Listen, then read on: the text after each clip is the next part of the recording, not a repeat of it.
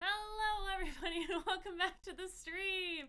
I'm LB Hackmup, and I'm joined as always by these lovely players on this lovely Sunday evening. I almost did my Friday intro because I didn't stream on Friday. So we are back with Playthings of the Gods, our 5th edition, 15th level campaign. And it's the final season, so we're excited to be here. Thank you for the subscription perk. It's good to see you. Good to have you guys in chat.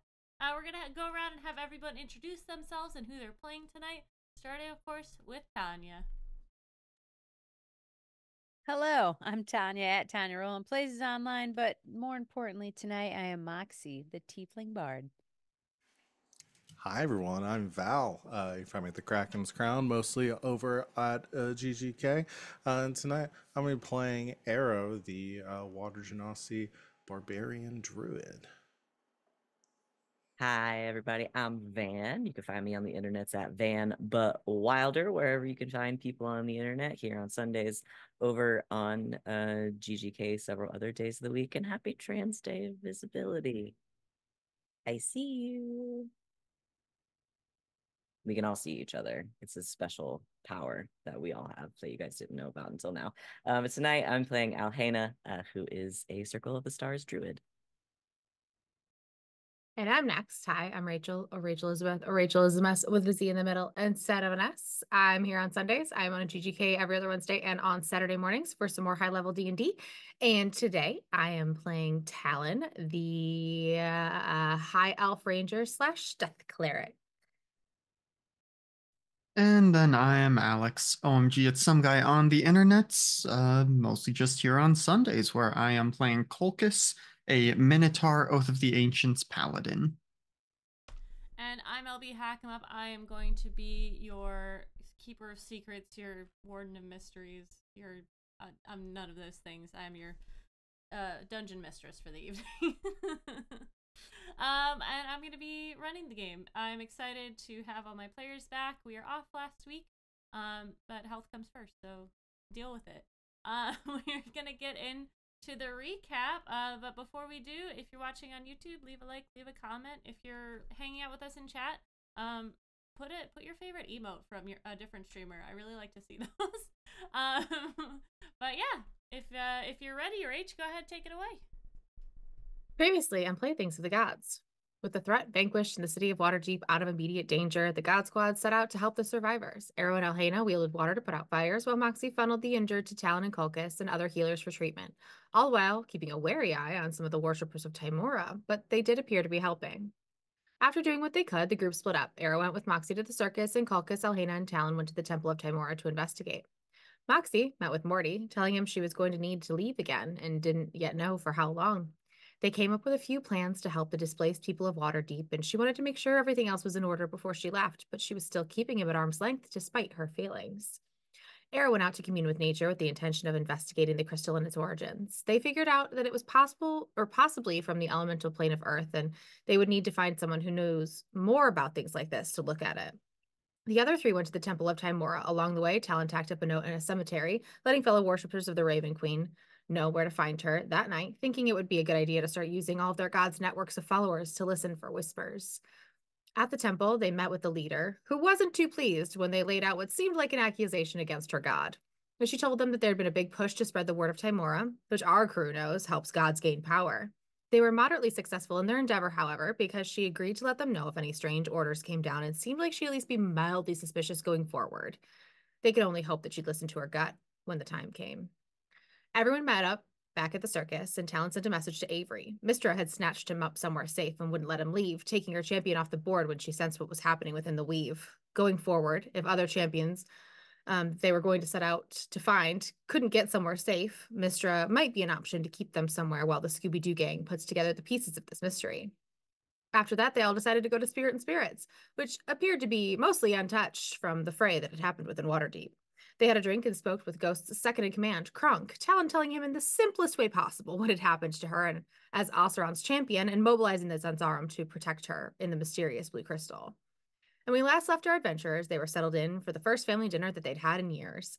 Arrow dropped some godly gossip, and before they went off to do anything else dangerous, Alhena and Talon wanted to share some news. They'd gotten engaged, And before they all went to sleep, Culcus had another much anticipated encounter with our favorite doctor, Sue. Thank you very much.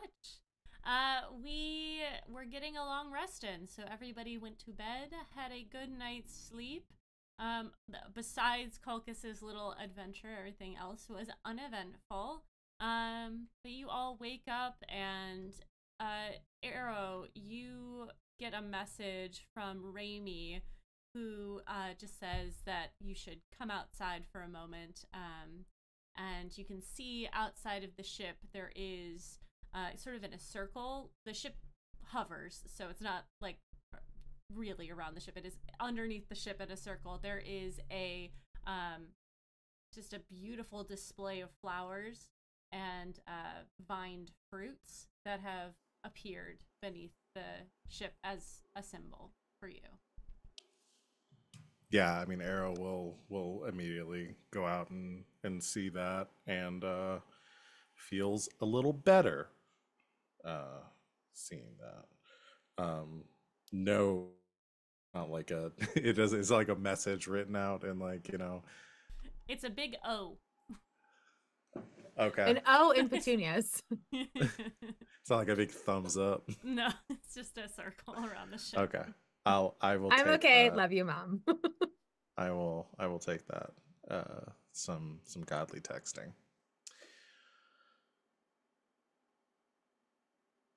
All right. The rest of you wake up, have some breakfast. Drew has created a wonderful like egg scramble dish. The eggs are they seem to go a lot further than like chicken's eggs. The yolk is a little bit more orange, and so the whole dish is a little bit more orange. So, not necessarily chicken. It's just a hair like, I don't want to say gamier, but like not quite as light as a chicken egg. Presumably something fancier that he found elsewhere, but it's very well seasoned and very good.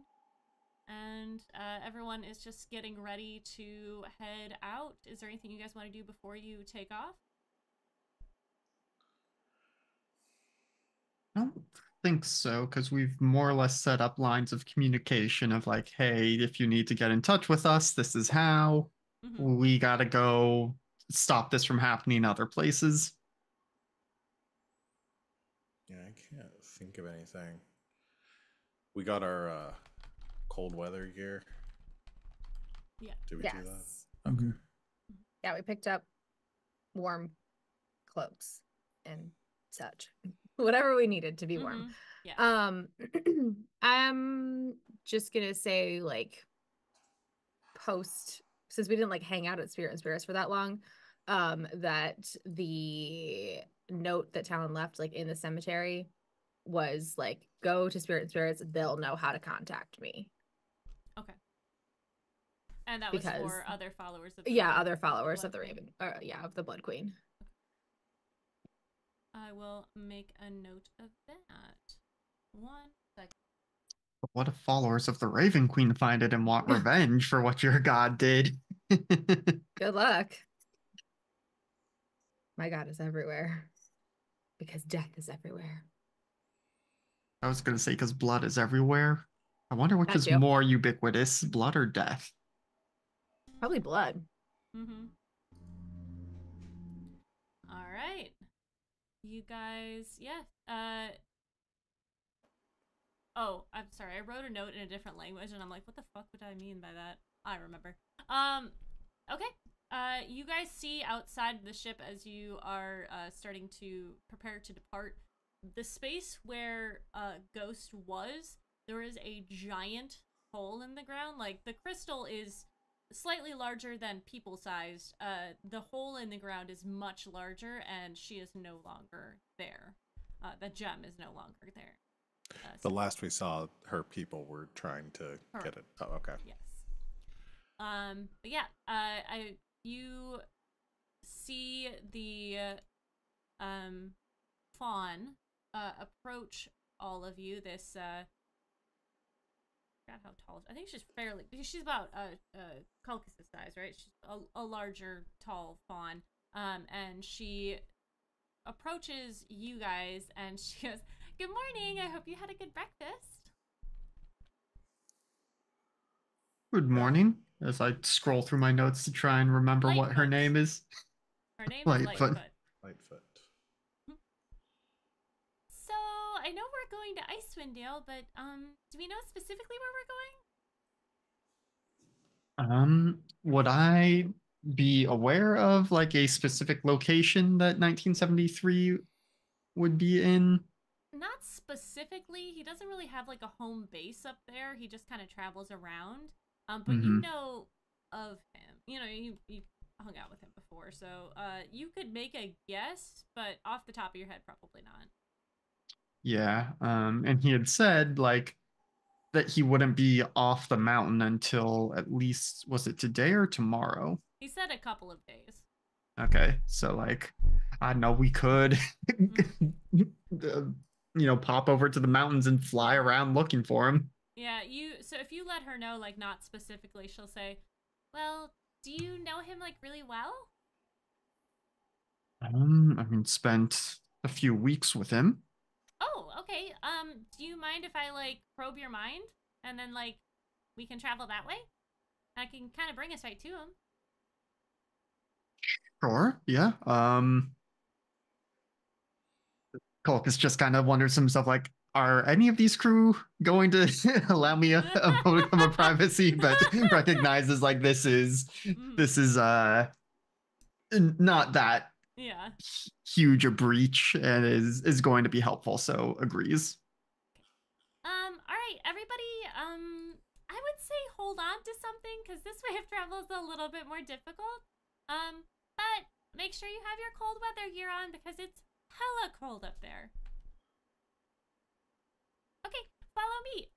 She's gonna lead you down, into the ship and towards the front compartment where the mechanism is that runs the ship.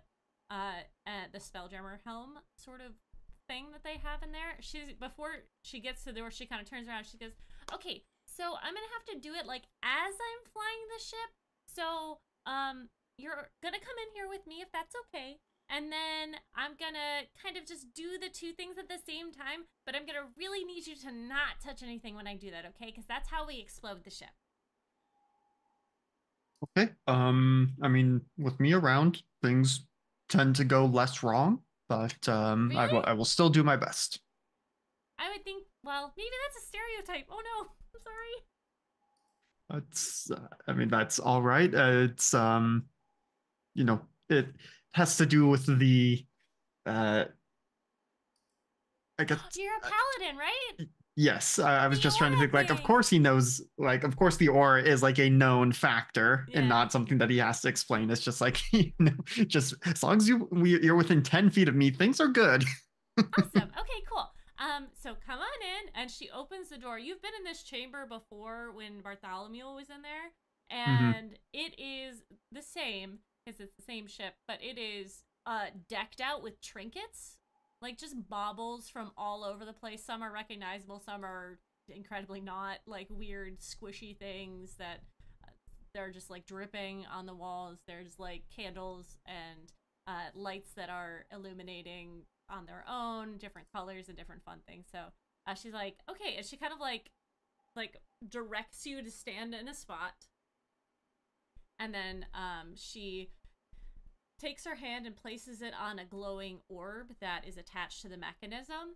And she's like, okay, so I'm just gonna hover my hand over your face. I promise I'm not gonna touch you, and I promise that I'm not gonna look at anything that isn't in the front of your mind, okay? Well, if you need to make physical contact, that is fine. But yes, I will. No, I don't like physical contact. Understandable. Okay.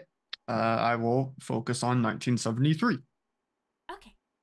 So she places her hand right in front of your face, and as she sort of concentrates for a moment, you see her hair starts to lift off, and her hands start to glow, and she opens her eyes, and they're just completely this light teal blue and glowing, and the ship starts to take off.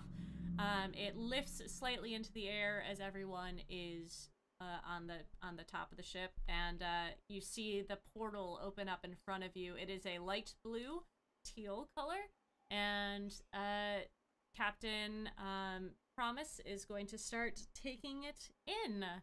As you cross through the portal, you immediately see and get hit by this sort of wave of cold.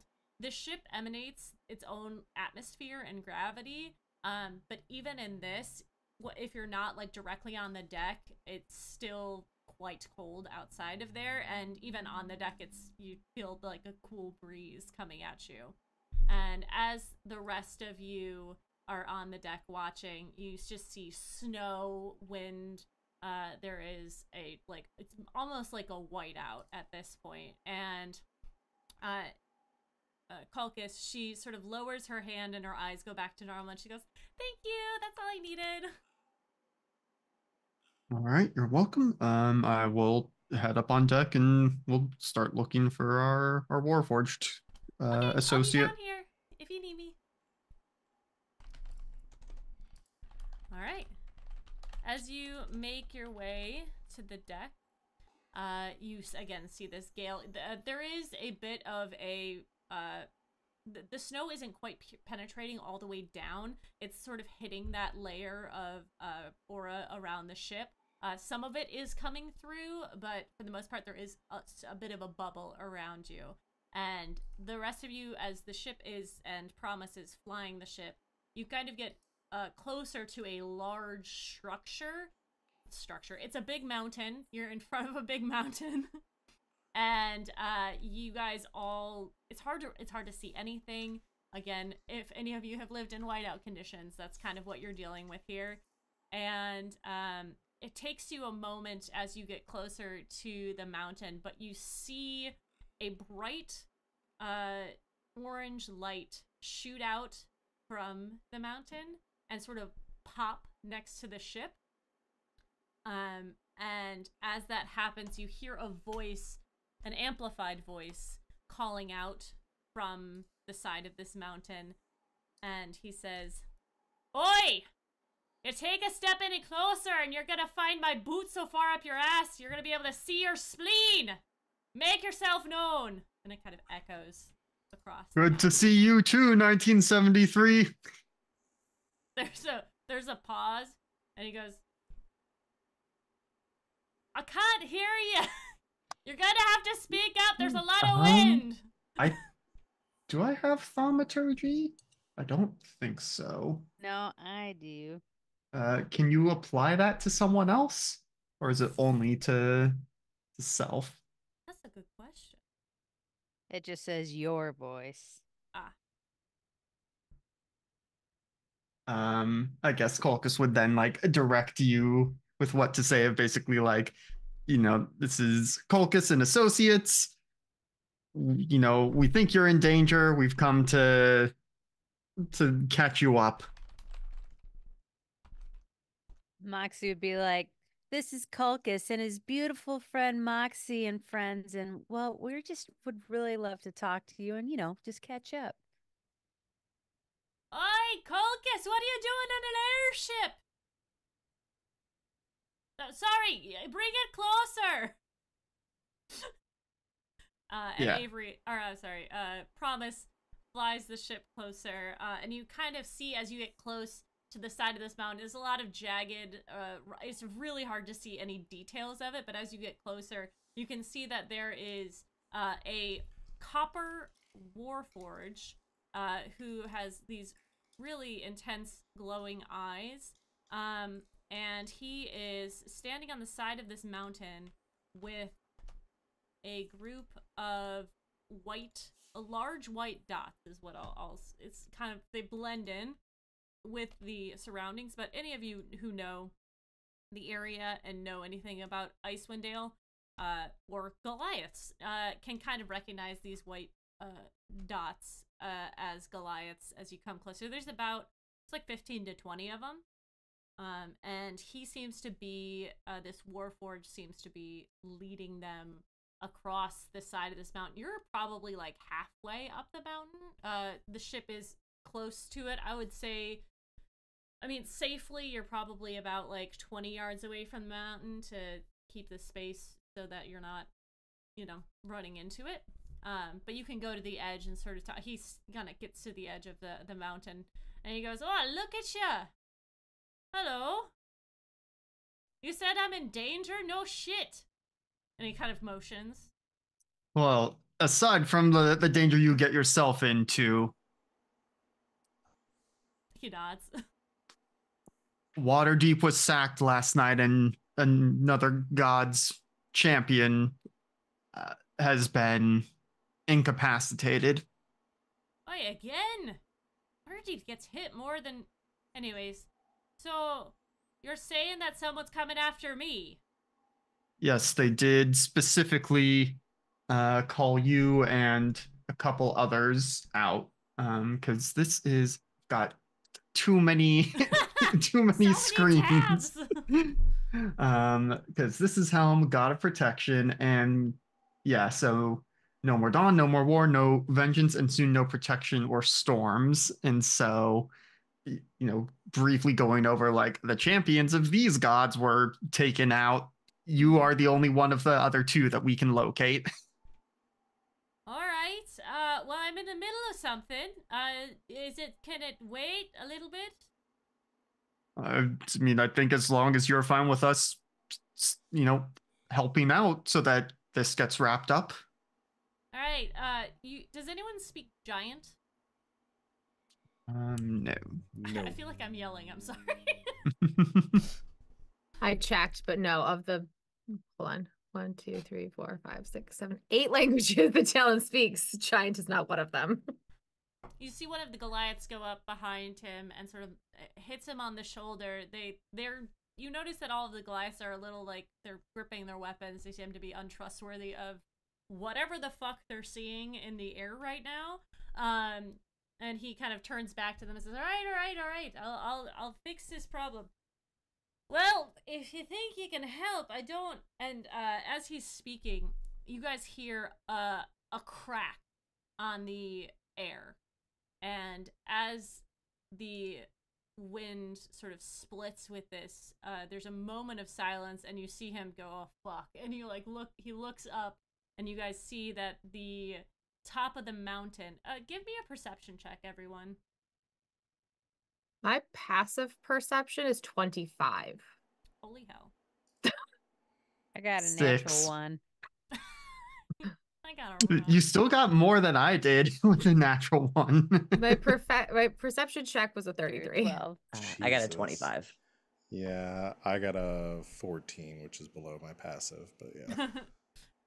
Okay, Alhana and Talon, my as one this thing. crack hits, you look up into in the top of the mountains, and you see a gold light that shines for a moment as the mountain begins to rumble. And we're going to do something. I don't know if I've done this with you guys before. Have you guys done skill checks before? Or Yes. skill challenge? Yes. Oh, I think With- so. Alhena and going down the mountain. Oh, mountains are treacherous for you guys. Yes. All right. So we're gonna do a skill check. Or skill challenge. Sorry. The way this works is, we're gonna do an order so everyone can roll initiative. You can use a skill or a spell or something if you'd like to. You're going to need to get 7 successes before 3 failures. And you can use a skill, but you cannot use a skill that you used the last turn, and you cannot use the skill that the person before you used. Does that make sense? Okay, cool. All right, everyone Gotcha. go ahead and roll initiative, please.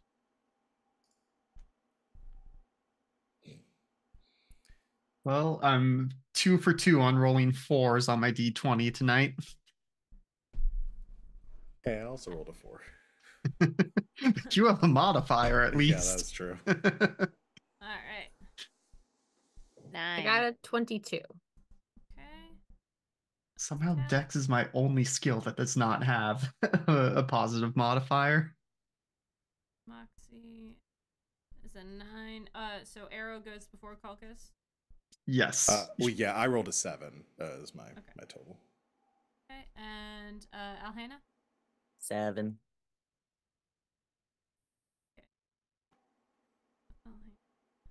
All right. So as you guys doesn't mean anything. As you guys see this, the top of the mountain begin to shift, the Goliaths they stumble for a second as they are trying to ascertain what's going on, and you see the 1973 clap his hands together and like rub them for a moment, and then he places a wall of force above. It doesn't quite cover the whole group, but it is going to at least stop the snow from hitting them directly on, and it's going to take a bit. If anyone has anyone been in an avalanche before? Anyway, you guys know that avalanches are super powerful, and it's probably not going to hold it for very long. Also, it might hit the ship as well, so this is going to be pretty intense coming up. So, Talon, you are up first. What would you like to do? I guess I should set this. So, the ship is I was just saying, I don't know. So, the Goliaths are on the side of the mountain. They really don't have that much space there. The ship is about 20 feet away from the edge, and so I assume that you guys want to try to get everybody on the ship. You could try to get the ship out, whatever you guys want to do, but that is what's going on here. So, were they trying to go up the mountain or down the mountain? You're not sure. Okay, it doesn't matter. We're just going to try to get them all on the ship. That's kind of like the okay. So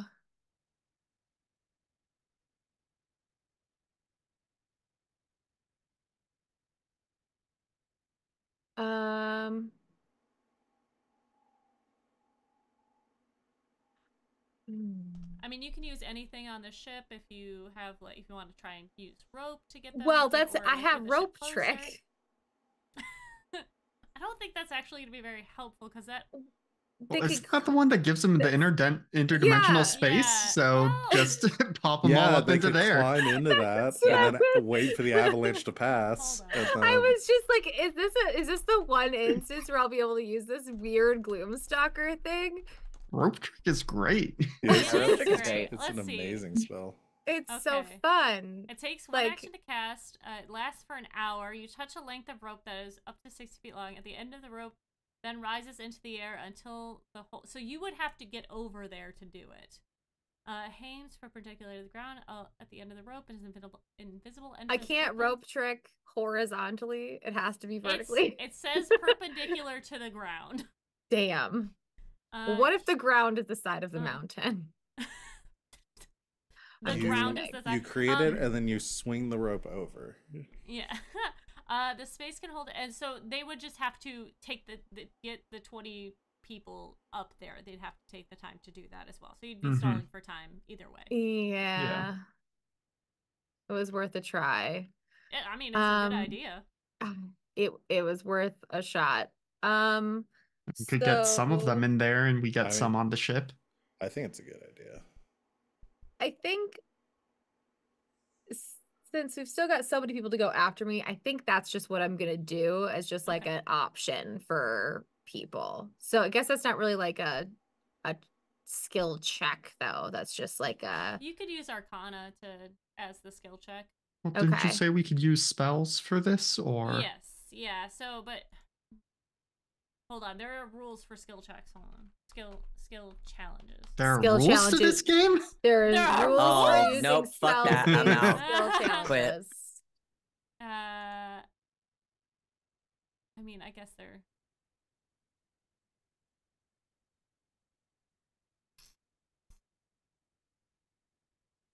But I have to get over there. I mean, I think that works. I just don't think that counts. It wouldn't count towards a success. It's just a thing that you do. There's so Well- many rules. Why are there so many rules for this? There's so many rules for that. Can I do like an You said they're 20 feet away from us? Yes. I have 35 feet of movement. Can I jump off the side of the ship with like an acrobatics check to then like that. cast Mm-hmm. rope trick? I like that. Let's do that. Can I do? Is that like a way that we can like spin it to make it like the Yes. skill thing? Okay, Yes. and that won't count as like 2 actions or something Correct, because yes, like yeah. okay. Yes. So I will do my acrobatics to launch myself off the side of the ship and land next to them and cast rope trick. That's a 25. That works. So this yes. ship is like about to get buried by this avalanche, and we're trying to get off of it. No, we're trying to get them off the side of this mountain onto the ship so that we can move away from this impending avalanche. Is the way I understand it. Okay. Just clarifying. Thanks. It's like the side of the mountain in the Lord of the Rings movies. That's Yeah, what I'm yeah. Or it's imagining. Mulan and the firework. Yeah. Yeah, that part. It That says means nothing using to me. I'm sorry. a good skill challenge also allows for other actions outside of the framework of the skill system to contribute to the party's success. For instance, using a spell or abilities might contribute to success, even if remove failures from the. Okay, yeah. I mean, yeah. Okay, cool. So you pop up the rope trick, and start explaining to 1973. Just climb. Yeah. He translates to them that they can climb up and it's safe. They trust him. They don't know who you are, but they trust him. So some of them start This to climb elf up. just launched herself off the ship and is standing probably on top of the snow, Yeah. Legolas style. They think you're pretty badass at this point. So yeah. All right. Next up is Moxie. Wee. So we're trying to get all these dudes up a rope. And I'm assuming they need encouragement, which is what I'm looking at right now. Mm-hmm. So you could either do that, or you could help try and get the ship closer. You could try to do something to block the snow from hitting the ship. You could. Unfortunately, there's really not much I'm helpful with other than And encouragement. that's why I pulled out rope trick. Yeah, so thank you. I'm just gonna sing like a super happy song. Okay. Like I get knocked down, but I get like imagine Yes. that song. Heck yeah. Something but happier. So I'd like to do a performance check. Please. I don't know if that is Yeah. Okay. Good, because I have a plus 15 to that. Let's go. All right, 29. You're That's motivated another as success. Well done. fuck. Yeah, you start to play this song, and the music transcends all, and these Goliaths seem to start to get charged as a couple of them make their way up the rope as someone holds the bottom of it. All right. Arrow, you're up next. All right. So snow's just frozen water. Yes, it is. This is a fact. If I were to cast control water, could I attempt to fuck with the snow? Yes. What is the area? Up to my 300 gosh. feet. Okay, cool. Okay, yeah. I was thinking for whatever reason, like the cantrip that's like control flame, and I was like, okay, so you're gonna use like a 5 foot. No, this is a square. 4th level spell. Big spell. big spell. I was like, you can't. No, that's great. That's a great idea. I want to try to. I can redirect the flow. So I was thinking, probably can't control an entire avalanche, but at least try to redirect it enough to buy time or lessen the damage to both the ship and us. Okay, I like that. It's a cube up to 100 feet on a side. That sounds good. You can direct the flow, like sort of again, like he's got the wall of force above him, and you can kind of split it from going above the ship. Yeah, I was thinking, so I choose like 100-foot area, and assuming that, the ship isn't that, like, I'm assuming a 100-foot cube would probably encompass like where they are and where we are, kind of to fuck with that ship. Yeah, absolutely. I like that. Okay, that's what I do. I go full Gandalf and stand up on the edge of the ship and start chanting, assuming that there's another wizard somewhere causing this avalanche. I would try to do the chant that Saruman does, but I will not. I'm trying to remember what it is. I looked it Alright. up because I was like, what does he chant during that? I honestly could not read Hard this. hitter. That's all I remember. Yeah, that Yep, sort of thing. That one. All right. Sound like yes. fucking Creed. All right. Well, now we all have to put on Creed. Hold on. You Hold could on, really everyone put on juxtapose Creed. a Creed music video with that scene. Yes. Because they have the one where they're in the desert and they're like, standing up on this. Is that a Creed music video? Is that what I'm Probably. thinking of? Or is that Foo Fighters? Anyway, yes, I do that. What do I roll? Can you take me high? I don't know if that's a Creed song, but all It right, is. You did it. You are. Yay!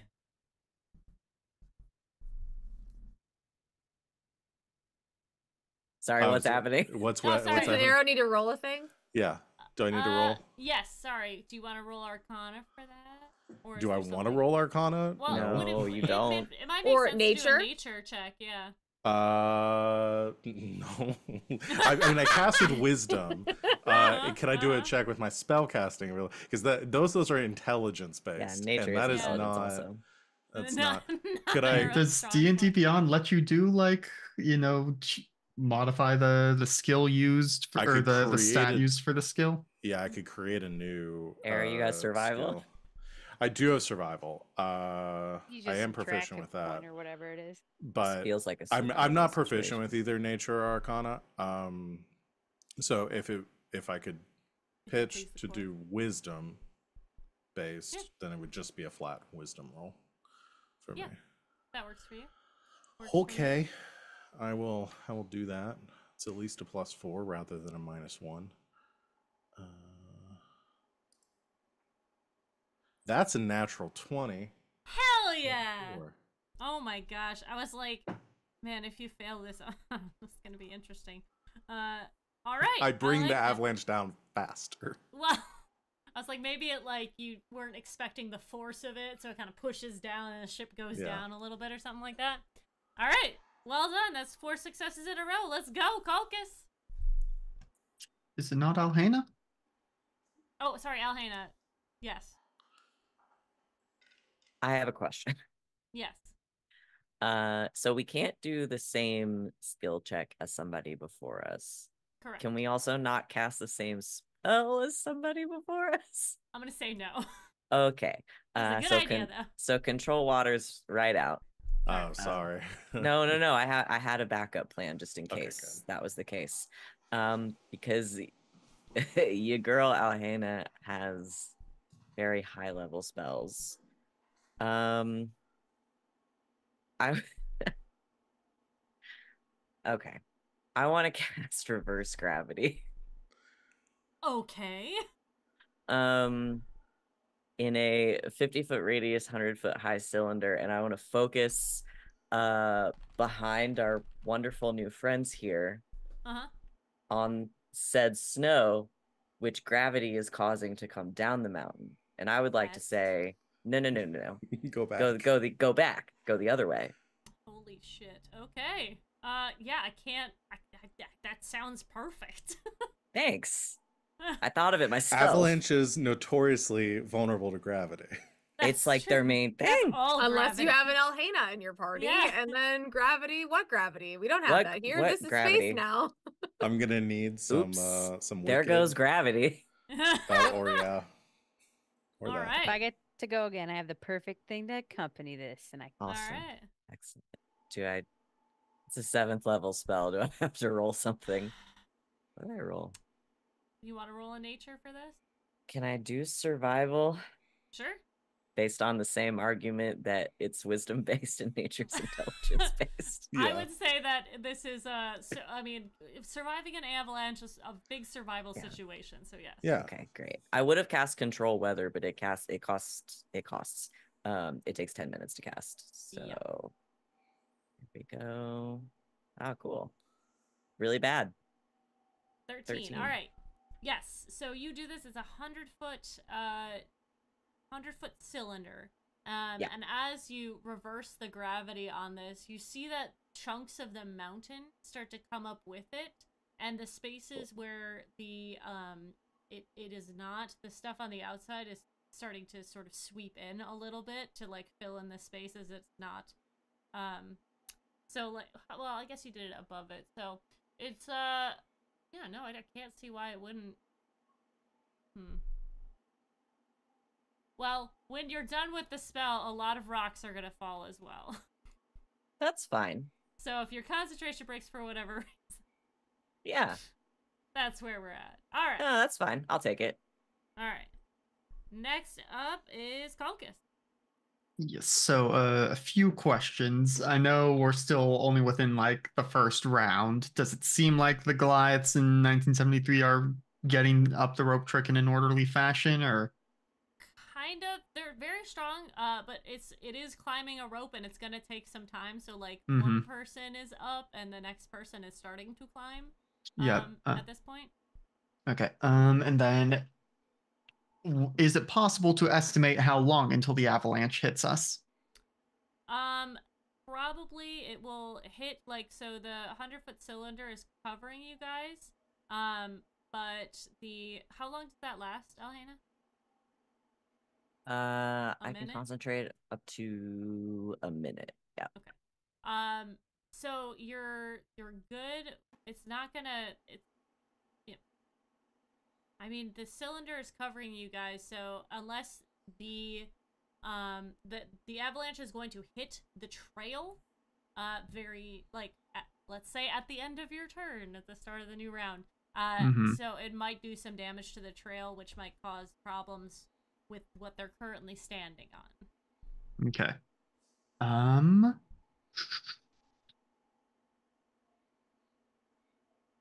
Oh, I'm just, because I want to do too many things at once. It's not a question of what can I do, it's which one do I do. It would go a lot faster if you could get the ship closer to, like, get them on the ship. Because they can climb on. And there's like ropes, there's a gang plank, you can, Yeah, so I think with that, what I will do is I'll probably grab one of the ropes that's presumably lying on deck, tie it around the rigging, and then I guess I would like to use athletics to jump off the ship and pull it close enough for everyone to hop on. Please do. You're like those guys, those fitness guys on TikTok that are like pulling their truck on a chain. Yeah. Yeah. I mean, athletics is my highest skill, so as long as I don't roll garbage. Except Colchis is Why cool, would you and those say guys that are usually before you weird. rolled? Well, I got a natural 20 for 30. Damn. Yeah. You guys see Colchis like just like clomp, clomp, clomp, jump, and like just land flawlessly on the other side next to the Goliaths, and he starts to pull the rope, and the ship moves closer to the edge. You'll have to put down some. I mean, you could have them jump, but they are ready to board up. So good job. All right. The avalanche hits the sides of the trails, and the mountain sort of shudders as the rocks and the trail begins to disintegrate around. Directly above your ship and above the Goliaths, it is being held up and moving the other way. We lost Tanya. Oh no, Moxie fell off. I'm here. It's just my camera. Oh no. It'll be okay. Arrow, your spell is pushing it up and over you guys still. And the wall of force is sort of just kind of covering from any excess debris. Thanks for staying in frame, Alex. I appreciate it. All right, top of the round is Talon.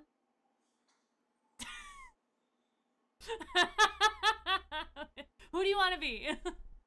I don't know which way to go. Who am I? To your left is gonna be Talon. There you go. Hey. Tanya, do you need us to take a break? I don't know if a break will help at this point, but I'm listening, so we're good. What happened to your camera? I don't know. It just went bye-bye. Oh no. So Oh, I'll no. figure it out. Okay. Are you guys okay with leaning for a minute? I need to I'll see just where scoot. I'm at. Yeah. Well, you and you're me are fine. fine. You're Tanya and I'm you. Oh, perfect. All right, All right. time to Do get your my bard best Tanya headspace. impression. I'm scooted. There we go. All right. Ah, Oh. Hey Oh. yo! Oh. Oh. I didn't want to be insulted by your impression. It was a threat. No, I don't All right. I don't like anything. Talon, Okay. it's your turn.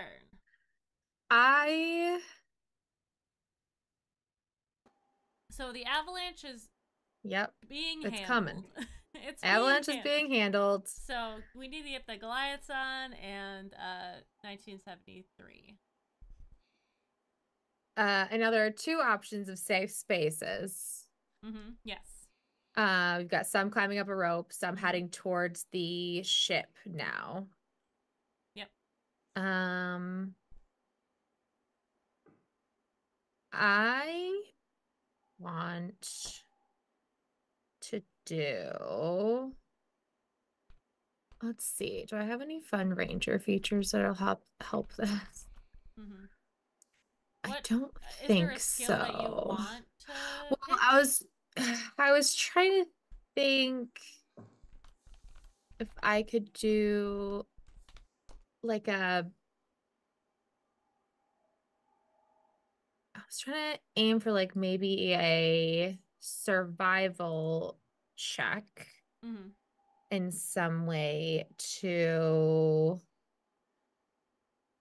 not scare everybody to move a little bit faster, but like if I could figure out how much time we had with a survival check, Yeah, like I mean, you using could my, environmental awareness. Yeah, you could also help them to find good footing or to like the best spot for them to come across, that sort of thing. Like if you wanna Yeah, maybe directing like because Culkits is like literally pulling like the ship closer Yeah. so that like the gangplank will fit. Like maybe I'd like to do a survival check to figure out the best, like the most stable spot for these Goliaths to like for Culkits to be able to pull it over so that they've got like the most direct and stable path yeah, to go absolutely. from side of mountain onto ship. Absolutely. All right, go ahead and roll that then. Dirty 20. Hell yeah. All right. That is just enough. You notice that there's a spot that has a jutting out rock that is just not covered in snow. It's sort of at an angle that will allow the gangplank to sort of sit on it and they can go up it. So you can move the gangplank over and start to pull everybody, or Direct. encourage everybody across. All right, we just need one more success. Moxie, it's up to you. So these dudes are climbing a rope. Talon and Culkus are like helping them across. All the snow is reversed. Yeah, so How many- you can help, like they just started coming across, so you could help get them across in some way, or encourage them up the rope. You could. I want to use my tail. Okay. I To do want to what? like I want to like sit on the side of my ship and stick my tail out so they can grab on it. Like Okay. so they have Culkus and my tail to yank on to get onto the ship. All right. What skill would you like to use for this? I don't know, athletics? Cuz I got to be You gotta like hold stabilize myself yourself. on. Yeah. I dig that. Okay, go ahead. Okay. Ooh, 28. Holy shit! Why are you so? I was about to God ask damn. why does Moxie have a better athletics, but then I remembered Bard. Bard. Oh, do you have expertise in athletics? Yeah, Oh, she damn. does. Sure God do. damn. Okay, you see Plus Moxie 11. like reach out her tail to everybody, and they're a little trepidatious in accepting. They're not quite sure what to do with it, but as you're like, no, come on, grab it. I persuade them. Yes, you do. You kind of hold tight, you have your hands on the railing as they are coming across. They're using it as a handrail, and they are quickly making their way across. And as 1973 is the last one left, he has a moment to, because this is going to last a minute, he's going to encourage the people who have moved up the rope to then move towards you guys, only because can you move a rope trick if you move the rope? I don't They think can so. pull the rope up into the extra dimensional space because it lasts for an hour. So they can pull the rope up into it and it just kind of like locks it. So it's safe. Yeah. But I don't know if you can move the. I don't think so. I don't think you can. He might just have them jump down onto the ship as it is moved closer and use the rope to stabilize themselves to get onto the ship that way, if that works for you. Yeah. Okay.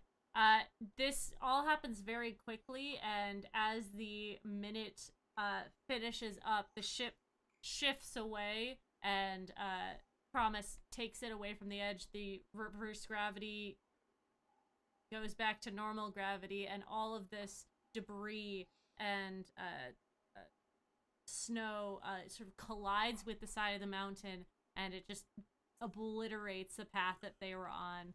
And you are left with 20 very large Goliaths, a large Warforge on your ship. They seem to be very confused and concerned, and 1973 is just laughing as he finds this very entertaining.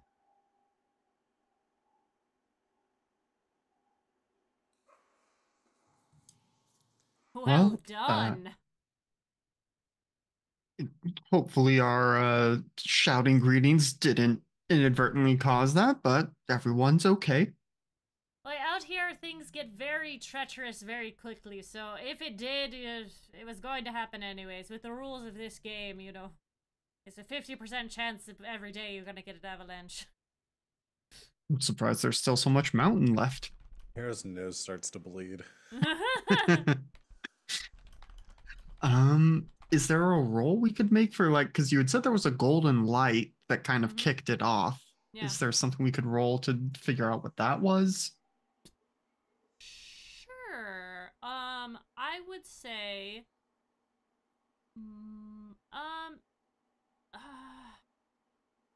well, I mean, Moxie described everything that happened to you, so if you guys want to roll a insight check or investigation, I would do that too.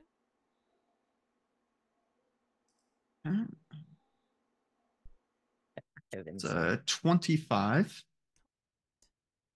for insight. This game gets silly.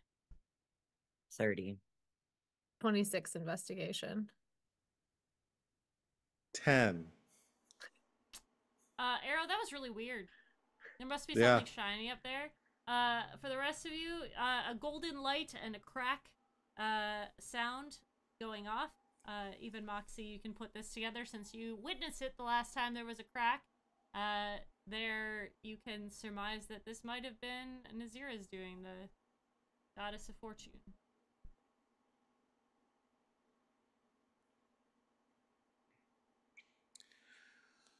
Well, at least everybody's safe.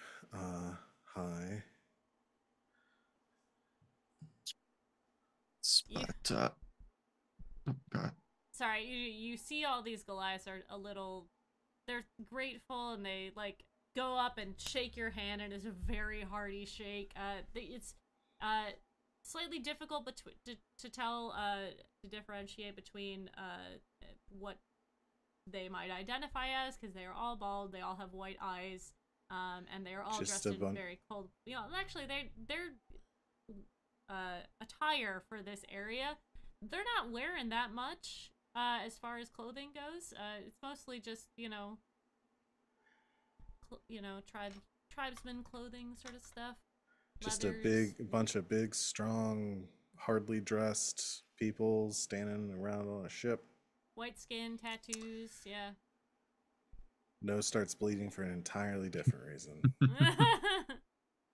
Arrow is also doing the thing that cats do when you put like booties or something on them because Arrow's not used to wearing shoes and just like kind of fidgeting and shaking their foot, like trying to get something out just instinctually. Mm-hmm. First time Arrow's worn shoes in probably a decade. Mm-hmm. Yeah. 1973 moves up to you, Calcus, and like embraces you very heartily, clang against his metal body. Well, that was fortuitous. Well, one might almost say too much fortune. Mm. We suspect that the champion of Titanmora and Bashaba is, well, first, it's the same champion, so, those gods are somehow working together. But that she is the one who, well, kicked things off in Waterdeep and caused this avalanche. She's been busy then. You're saying they're working together now? And they're sharing a champion? Seems to be. Seems like we're going back to old times, if you know what I'm saying. He just smacks your shoulder. Right. Well, as we were saying before all the excitement, we have reason to believe that you are specifically being targeted. Well, I don't think that she's gonna be coming for me anytime soon. I mean, well, maybe she will. I don't know. But I can handle myself. I mean, you've seen me in action. I don't mean to demean your obvious abilities, but she did take out another champion at the temple of their god and another champion who is the leader of the Zentharum. So, lesser gods, I see. Who is this fine maiden we have here? slinks back. Never mind. Moxie leans forward like, that fine maiden is Talon. Hi, I'm Moxie. Nice to meet you. Ah, you are the one with the voice on the wind. You see him take your hand and he places it against his. He has a helmet, like he is just all metal, and he just places your hand on the front part of his helmet and gives your hand back. Thank you. And who be your other friends? Right. Introductions. Arrow, Alhena, they did the big magics. That's fine work you have there. You've got some powerful friends. Indeed, and we think it's the best chance we're gonna have of getting through this and stopping whatever it is that the enemies are up to. Right, you said there's a war coming. Is this the war? Unclear. Undecided. Seems to be maybe the opening moves to it, but the other thing you need to know about the champions being taken out is that whatever they're doing somehow cuts off the god from the material plane. There's a moment and you guys hear some whirring as the mechanics inside of him sort of process. You say they're cutting off God. How are they doing that? Big blue crystals. Somehow severs or interferes with the connection between the champion and their god, and with the god having invested that much power in that individual on this plane, I mean, the specifics are lost on me, but that's a new kind of magic. Never heard of anything like that. Is Mistra involved? No. Are you sure? She's involved in the fact that she's as much on our side as Mistra could be, and she snatched her champion, who is our friend, off the plane as soon as she felt the disturbance. We might be able to get you there somewhere safe. To see Mistra. I'd Well, rather with deactivate her- myself. With her champion, Avery, I'm not sure he's with her.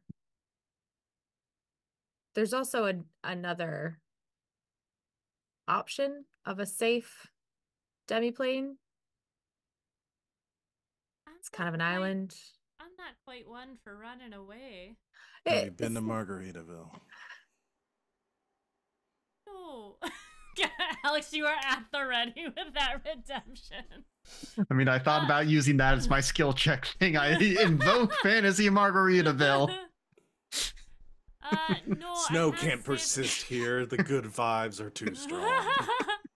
I can't say that I have. It's I'm not one for vacations. Well, I guess until you decide what we're gonna do, we need to stick with you though, because like people get and got, and so if you're on your own, you're kind of a, no offense, but you're kind of a risk to everything. Do you know how she's finding people? No. No. Any ideas? Boy. Well, there's a champion who's really good at finding people. Might be working with them, or you said she's the goddess of luck. She might just luck into things. If That seems like she's- cheating. It's they're possibly that, gods. What kind of power is luck getting us? but I would be surprised if it was Mishomar helping, with Malar. I've spent some time with Mishomar, and they seem have. to be on seem to be inclined to be on our side of this. Quiet son of a bitch, that one. Well, they sought me out. Oh. All right. I mean, I well. guess word got around that I was looking for the other champions, and And Well. at the end of the day, we don't know the other gods that they're working with either. We know at least it's Timor and Bashava, and then Talona is also involved in this. Oh. Really? Yeah. I've kinda had to put gross. out more of her fires than I'd like to talk about. So then there's a short list we have of other ones that could be involved, and we haven't necessarily heard from yet. Who did you say had already been taken? Ghost Jonathan. so Jonathan Or not for Jonathan. It was Jonathan came to tell us that it was Rana of Rana the that got Thunder. taken. Right. Ghost for Asaron. Nismat for Jesus. Tempest. Oh. We never met. 'Cause, yeah, it's just Talos and Helm are still on the board. Oof. Well, there's a lot of other gods on the board, so don't count Well, yourselves from the out. ones that we know that are targeted or Oh, I being see. targeted. I see. All right. Well, first things first, we need to get these gents home. And apologies, gents, not old gents. All right. You mind if I direct the ship where I need to be taking them, and then we can talk about it more? That's up to Promise, not really us. Yes, calling Promise and other available crew members Okay. over, because we'll need to continue the introductions, but Yeah. trying to get that Just, it's underway. not our ship. I didn't want to make commitments for us. Yeah. None of us are captain. Yeah, Promise heads over. They have a short conversation. If you vouch for 1973, Promise will take the ship where it needs to go. You see that Nibbles is like eyeing up everybody. Oh my gosh, Nibbles is the tall one. The fucking Fawn is not tall. I don't know why I thought that. Yeah. So Nibbles, the Dragonborn, is about the same height as these guys, as Culkus is, but he's just kind of eyeing them, and there's a little bit of intimidation in his face, because I don't think he's ever dealt with this many Goliaths on the ship before. They are taking up most of the deck space, and the journey to, like, on an airship will take a couple hours, and I think Raimi is going to try and get Drew to cook a meal for these Goliaths, at least something. She says that they should eat something warm. 1973 tries to explain that they don't feel cold, so it's not a big deal, but Raimi insists, and Drew starts making up a hearty stew for everybody. You guys start making your way across to the to where the Goliaths live, and you guys can continue your conversation either on deck or underneath with 1973. He's he has concerns in the sense that my job is to protect people. If I am hiding away, I can't do that, and my God wouldn't be very happy if I was doing that. So if I'm with you, I'm still protecting people, right? That's the plan. Indeed. And if you get taken out, think of just how much less protection there will be in the world. No, I can't have that. I might have to have a conversation with my God, which will take some doing. I mean, maybe it'll be easier around us. We all seem to have a relatively easy knack for it. It's not getting the connection going. It's them wanting to talk to me personally. Helm's very busy. What do you need? Oh, just time. I don't mind staying on the ship with you if that's needs to be doing. But yeah, you kind of there's a dimming of his eyes a little bit. As much as you can read a Warforge, he seems anxious about having to do this. Not all the gods are kind to their champions, and that might be this sort of situation.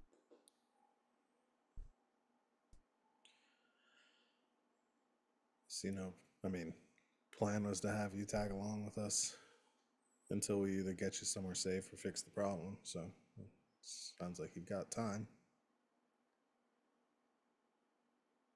There's a couple other champions I know of that I might be able to team up with, stay with them, continue what I've been doing. But I'd have to get in contact with him first.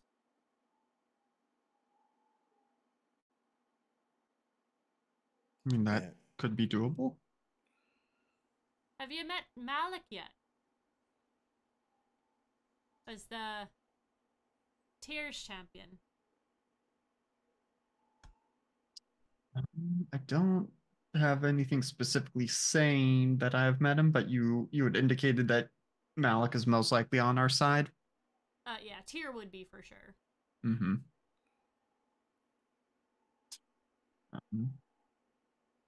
I mean, Tyr and Malik are on our side of things, so it'd be a good one to stick around with. Right. I might be able to find him in Stout. Maybe Nazuko. Oh, Ermely would be a good one. Have you met Ermely yet? She's the goddess Eldas. Goddess of peace.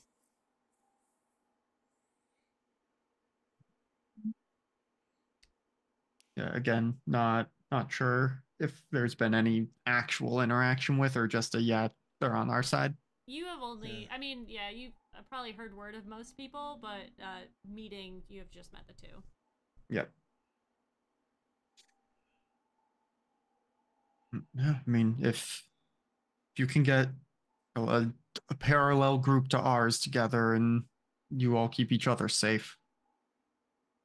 All right, if we can find Malik, then I could definitely get a couple together, but he's been on the seas for a while.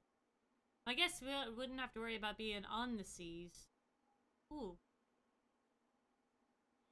Sorry, I just thought, I don't know how the Bitch Queen would like a flying ship over her seas. Have you kind of run into any problem with that? I mean, these ships can go in the water too.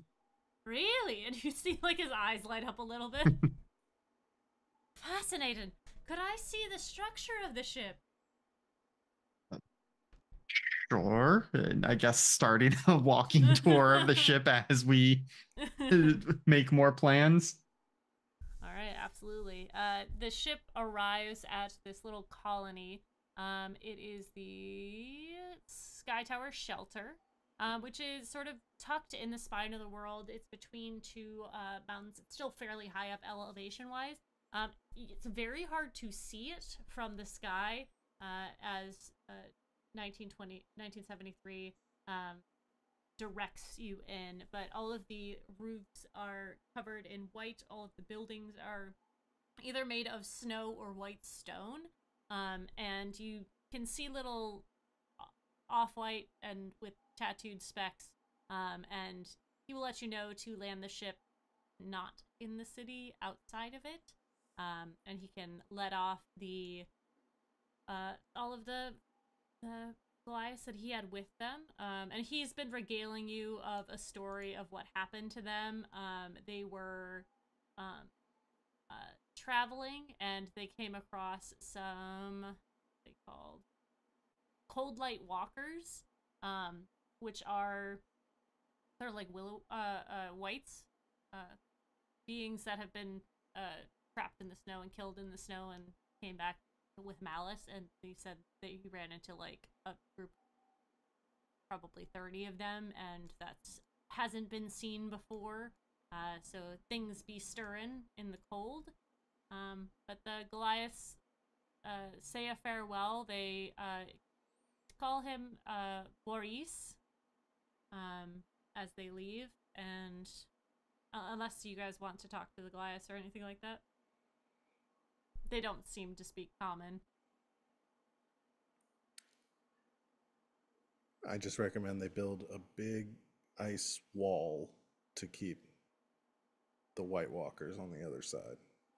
That's my suggestion. Yeah. Helm says, what? Or not Helm. 1973. Oh, God. Helm goes, how dare you? The ground shakes. No. He takes that into consideration as he tells them, and they make their way back to their camp. You're able to get back into the air, and Promise kind of joins your group. So, what's the plan? Where are we going? Well, so the idea was to find the champions of Tyr and Eldath and have 1973 form a second little god squad. Right. The only thing is, I don't know where Ermely is. I know she's in Cholt, but I don't know where in Cholt. But we could go find Malik is on the seas. We'd have to. It takes some doing to find him. But if you want to be finding out more information, there's one place we could go. I don't like going there. Candlekeep.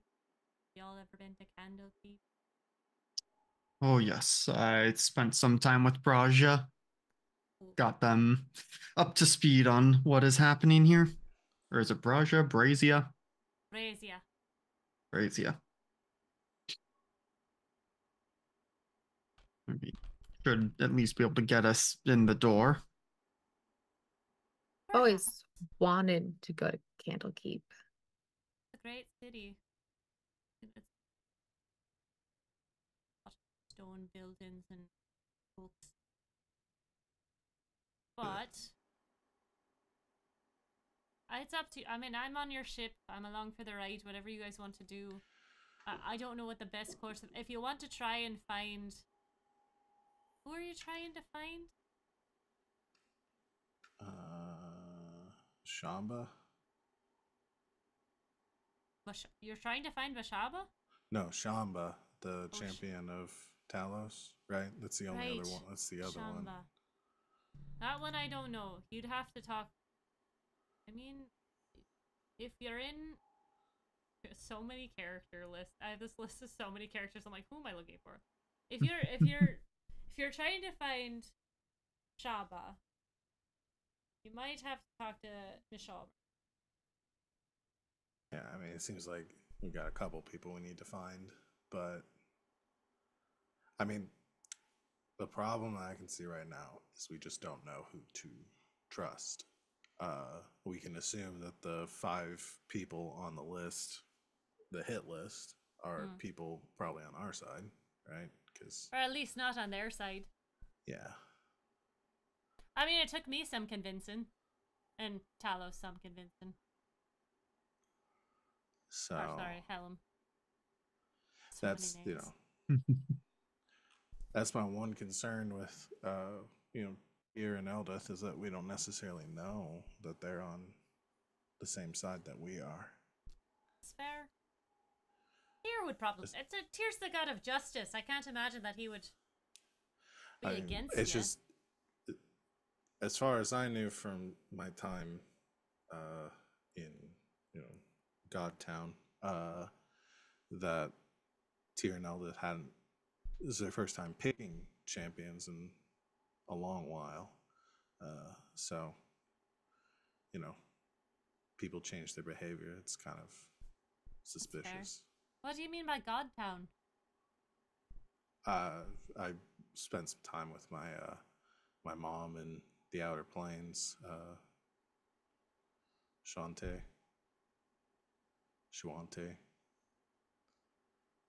Are you saying Shuante is your mother? Yeah. Oh.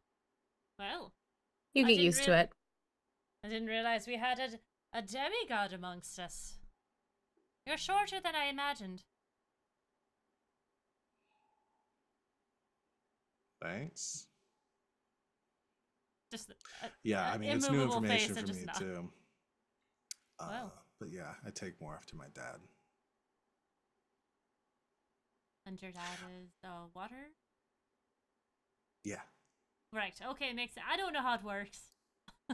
You know, I don't reproducing and that. But yeah, so I, you know, have some rumors from that. I know that that was a bit weird. So, you know, Right. it could just be that they, you know, this thing's happening and they're just trying to be prepared for it. But also could mean that they might be in on it. So, and I mean, what Eldeth's the god of peace, and Right. On that list, we're on the hit list right now was god of vengeance and storms and war, all of which don't seem to go with peace very well.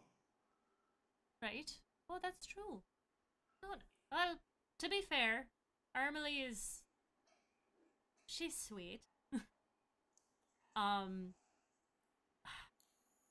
don't want to say she's gullible. I'm just saying she'd do what her god asked her to do without much question, so... She doesn't have a bone of malice in her body, though. Yeah. I mean, the way I'm looking at it is like, if these are the 5 that they were trying to take out, including us, then the people that would benefit the most from that would be at the top of our suspect list. Fair. So. An interesting point you put forward there. I don't know if anyone else has any contradicting thoughts on this. More than I came up with.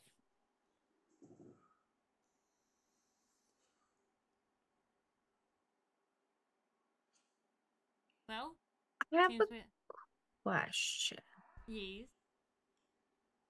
Could I use the spell divination to find Shamba? Shamba. Let's see. Since we know specifically that they might be a target. Correct. Yeah. Let's see what the specifics are. Do you have to know the person?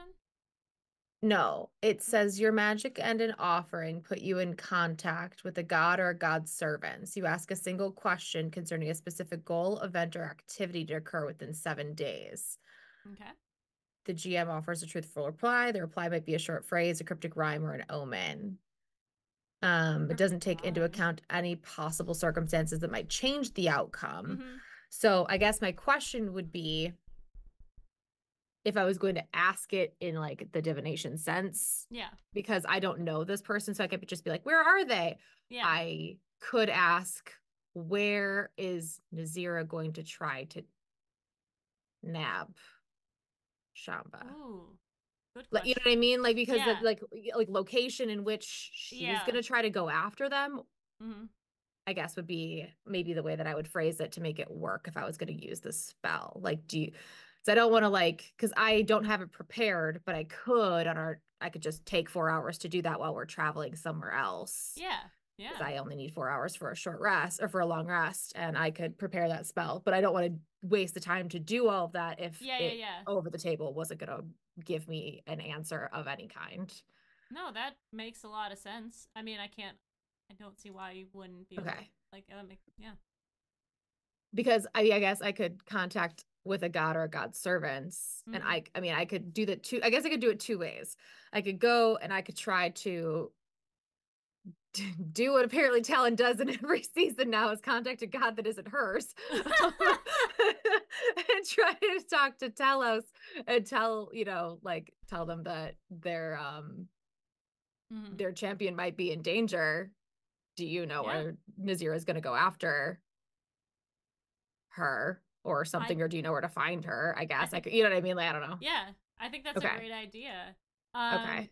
Yeah, let's go ahead and take our break, and you can prepare your spells, and we'll do a 4-hour travel or just hang out in Icewood Dale for a little bit. You guys get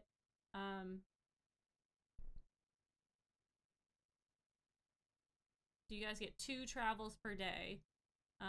So you can, or I mean, you could push it to 3, but weird stuff might happen. But yeah, if we want to do that, I can. Okay, she'll just propose that to she'll propose that to her friends and be like, do you want me to do this thing? If you want to try to head off who we know she's gonna go after, and then we could go after the other champions that we know could possibly be in danger after we see if we can find the one who we know is probably in danger. Yeah. Yeah. I think it's a good idea. Mm-hmm. Okay. Well, I'll take the time, fix that, and we'll do that after I take a little break. We'll all take a little break. We'll be back in 5 to 10 minutes, so don't go to a place unless it is to grab a drink, grab food, or grab a friend, take your medication, and we'll be right back. Bye!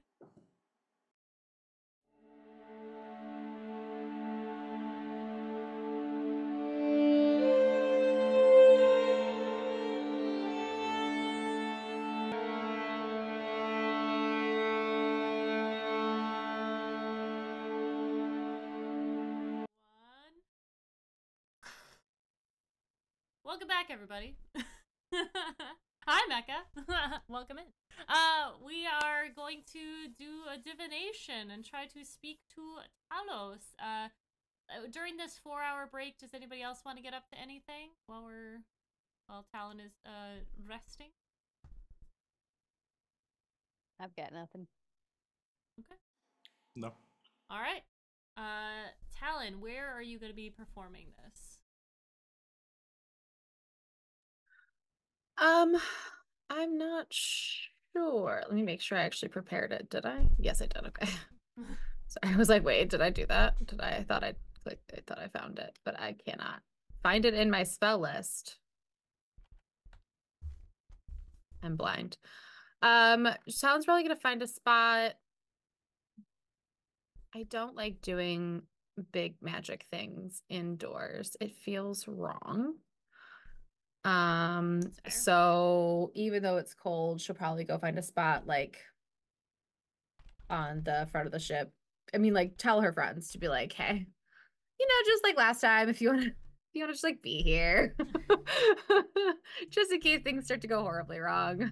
I don't know if it will. This isn't like that. Like this is an actual spell this time, as opposed to like, you know, gathering up some random things and hoping that Mr. wants to talk to us. This feels a little less sketchy. But you know, just she'll probably just do what she normally does and just kneel on the deck and get out the appropriate components, which include incense and a sacrificial offering appropriate to your religion, together worth at least 25 gold pieces, which the spell consumes. But I feel like, I don't know if something that works for her religion would be as effective as it would be like as an offering to Talos. I mean, as far as the spell goes, I think it could work. You are using your in with the gods to channel Talos. So I don't see why blood wouldn't work. Okay. I just wanted to make choice. sure. I feel like Cleric Talon would know, Rachel doesn't know, which would be like the more, you know what I mean? Like the better way to like tap into like the magic. Absolutely. So yeah, so she'll probably just do a blood offering like she would normally. And just kneel down on the deck and slice her arm and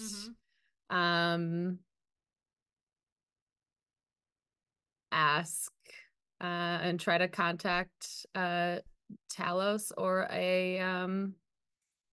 or someone that can speak for Talos. And ask I'm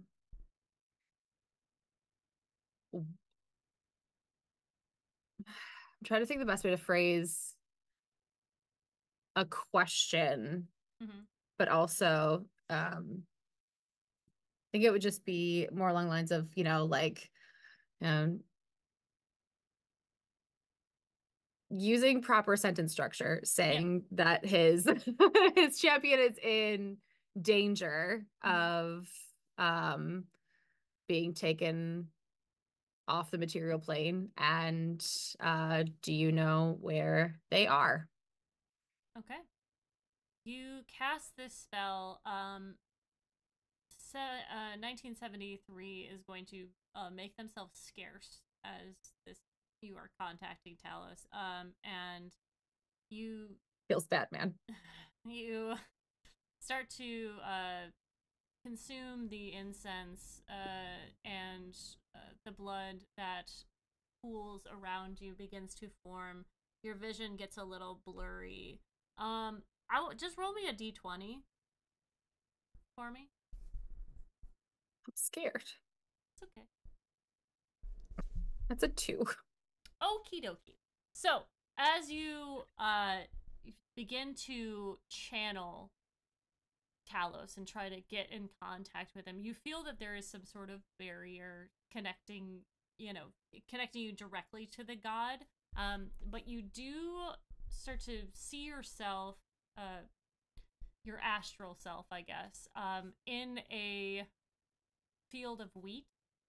And as you kind of focus and try to take in things around you, you see appearing by you a large goat with golden fur that has they're a natural golden fur, but it has lightning bolts sort of tattooed in gold on both of its sides on its rump. Its horns are large and winding back. They are like a cream color with, again, those golden lightning bolts going down them. It's walking very regally towards you. And as you ask this question, you see the goat turn. And as it does, you can see it make eye contact with you in a way that only a goat can, with that sort of sideways, almost derpy expression. And he kind of looks into your soul for a moment, it feels like.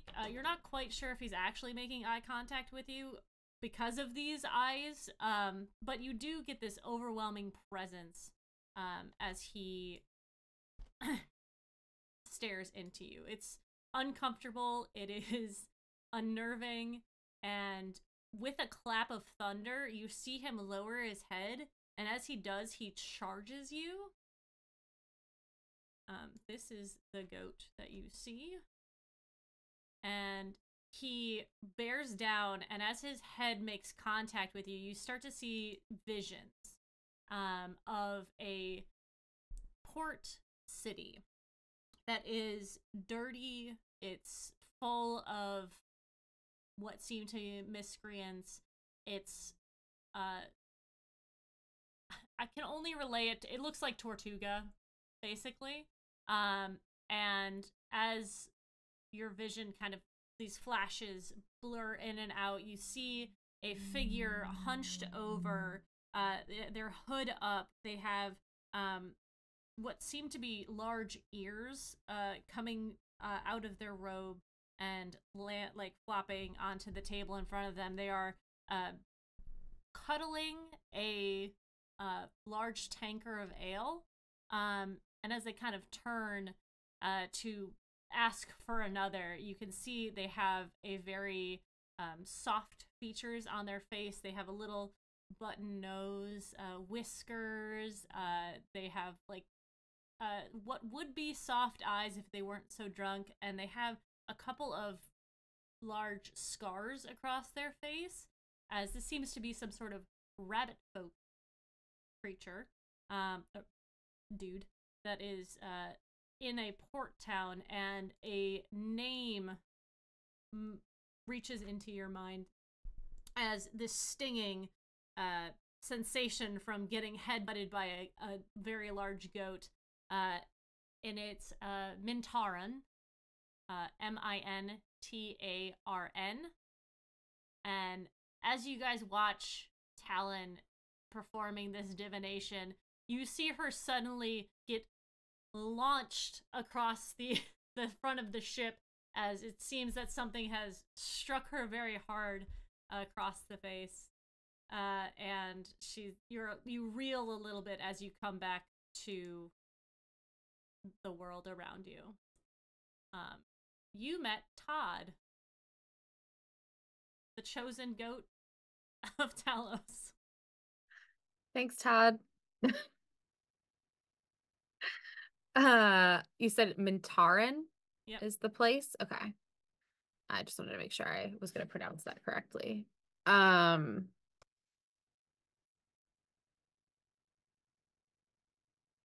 She will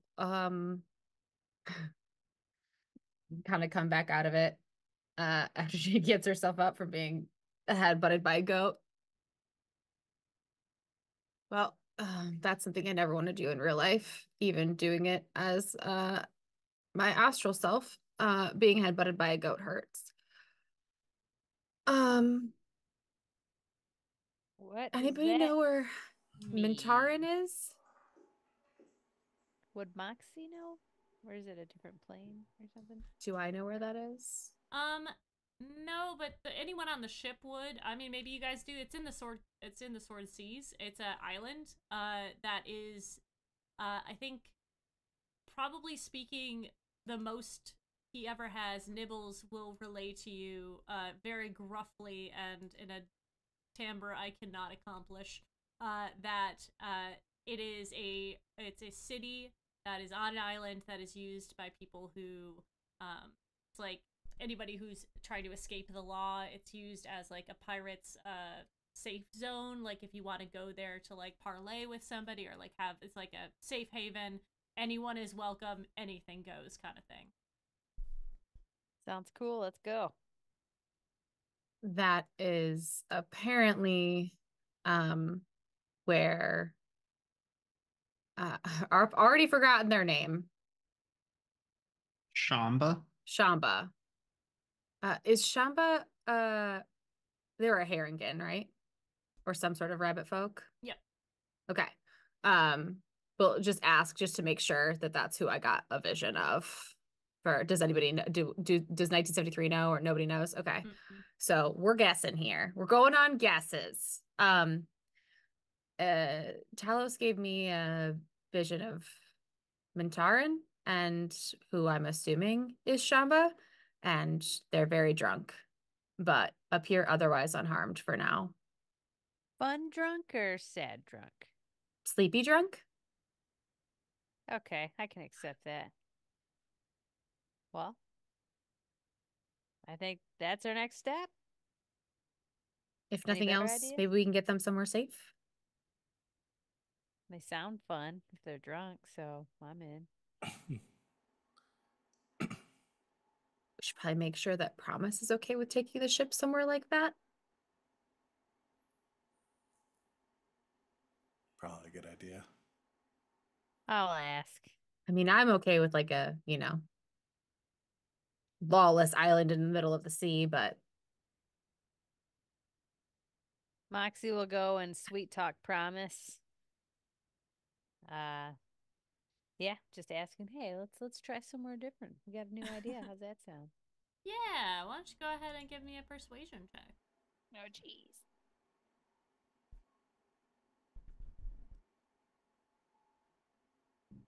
Sorry, I'm not. Oh no. 15. Okay. Yeah, Promise is like, okay, yes, I can go there. I can drop you guys off, but our ship is way too powerful and it's dangerous for us to, like, dock there.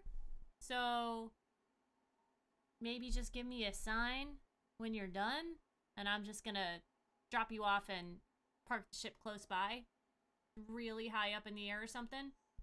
That sounds perfect. We will make it work. Do you guys want to go right now?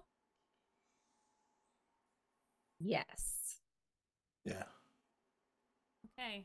Just be careful there. It's a lawless place. Any other tips? Anything else we should expect?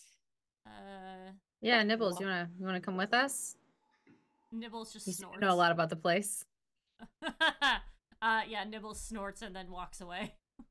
I mean, to be fair, it's not like a Good lot of try. the places we've spent time at up until now seem to have had a lot of laws at all. Yeah, like that anyway, weird swamp so, we were in. Yeah. yeah, the swamp or Margaritaville or the place where we did the tournament fight. I forget the name of it. You keep talking about Margaritaville. What is this place?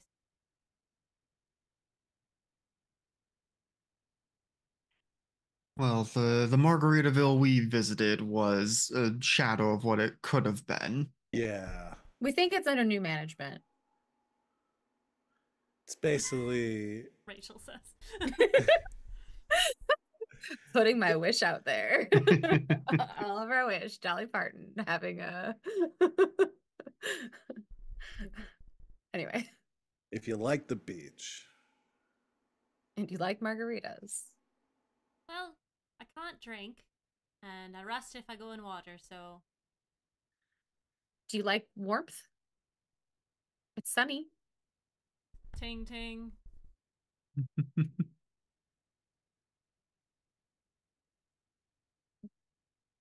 Can you smell things?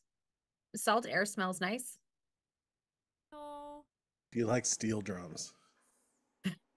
There's a moment, there's again the whirring, and they're like... You could probably clean up there pretty good just doing some doing a performance thing, just Yeah, beatboxing. salt air's up probably a little corrosive for you, but we could somebody could polish you up. You'll clean house enough to be able to afford that. I'll keep that in mind for later.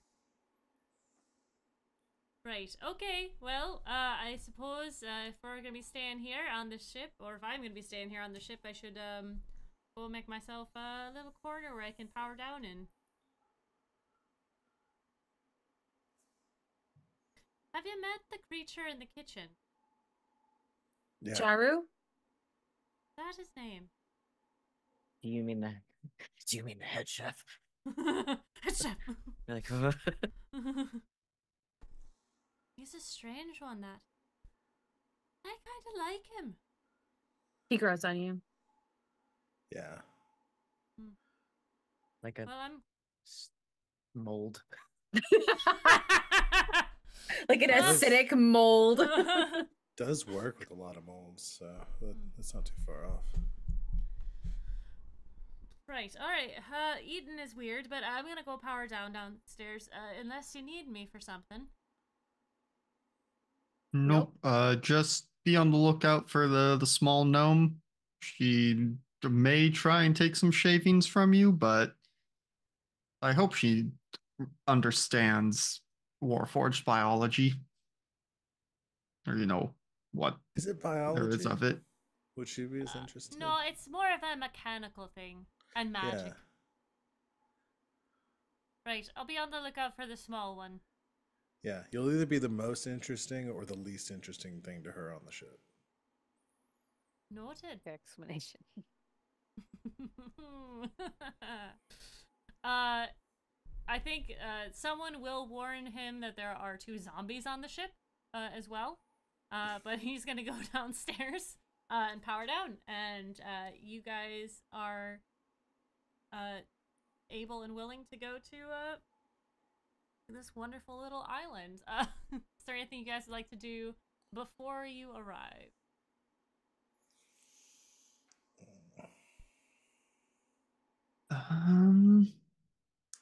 Let's see. Mark off the spell I use. That's what I should do. Okay, I'm good.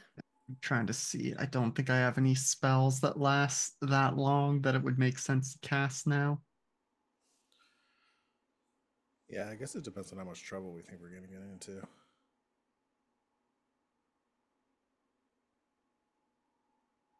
I think we should just bust a move. Yeah, I don't have anything to do, really. Yeah, we're about to like teleport there instantly, right?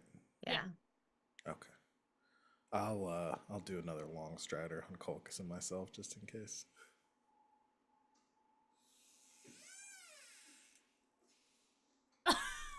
That was Taco. Haunted. We're all... Taco, would you like to make an entrance? Such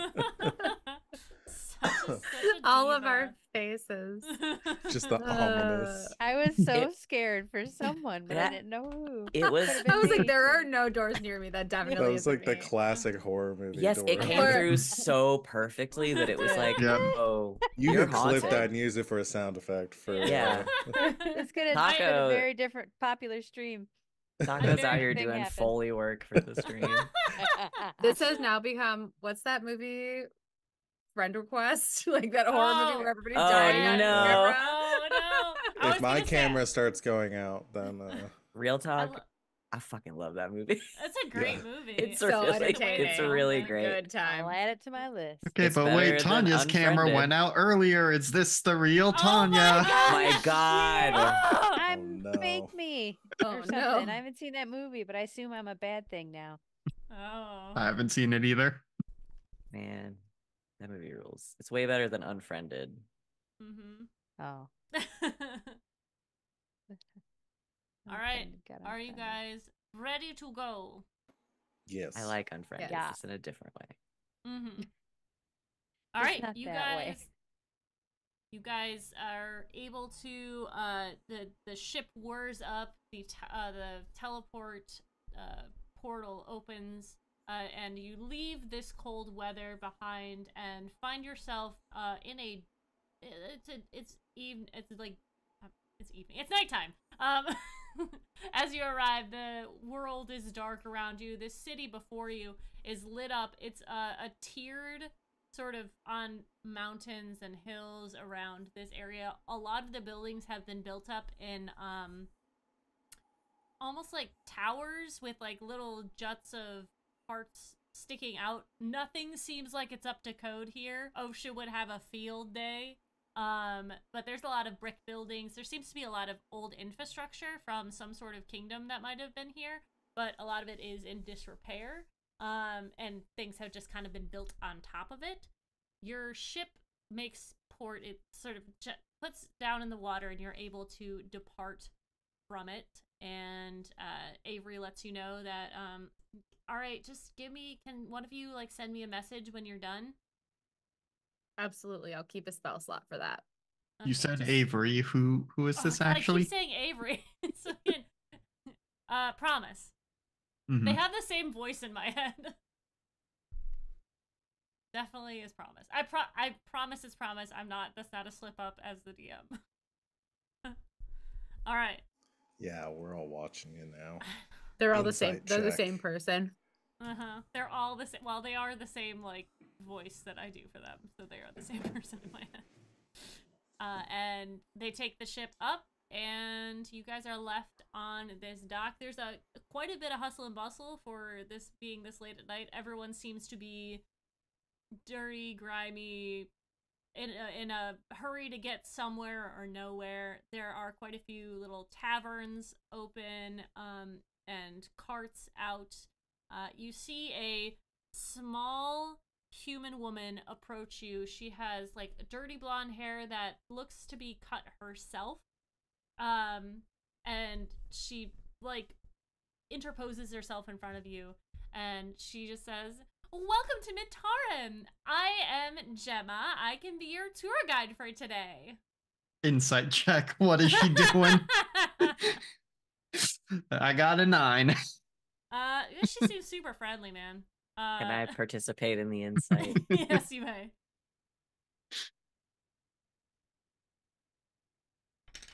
22. She seems to be some sort of grifter who is angling for money.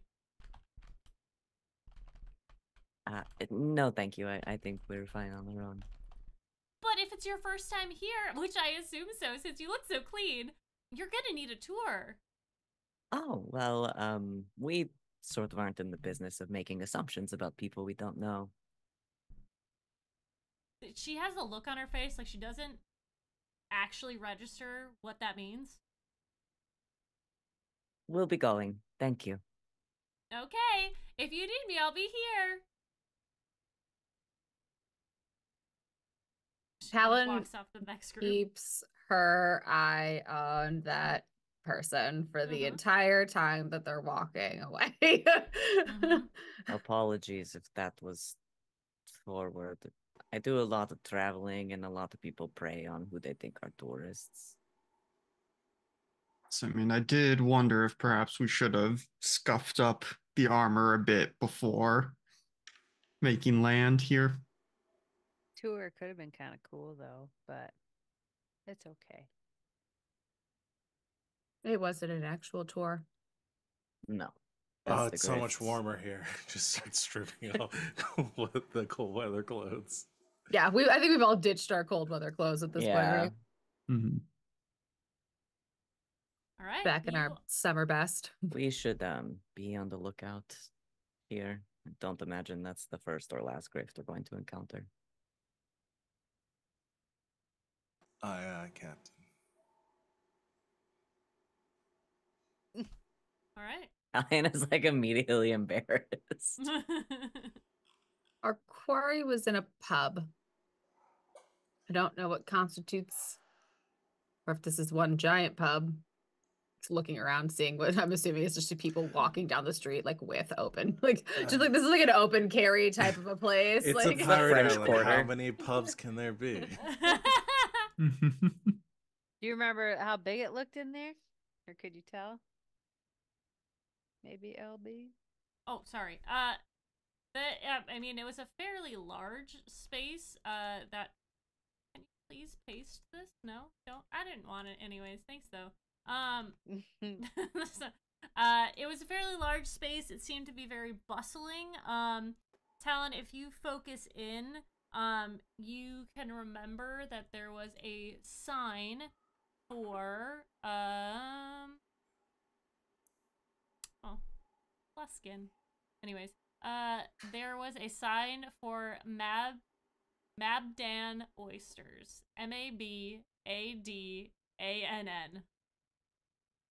Mabaddann. Mabadan. Mabadan. Mabadan? Mabadan we're going. oysters. Mabadan. Mabadan. Mana. Phenomena. Do-do-do. Oh, just start Yeah. looking for that place. All right. I've got a spell. I can try to find them. Might speed up the process too.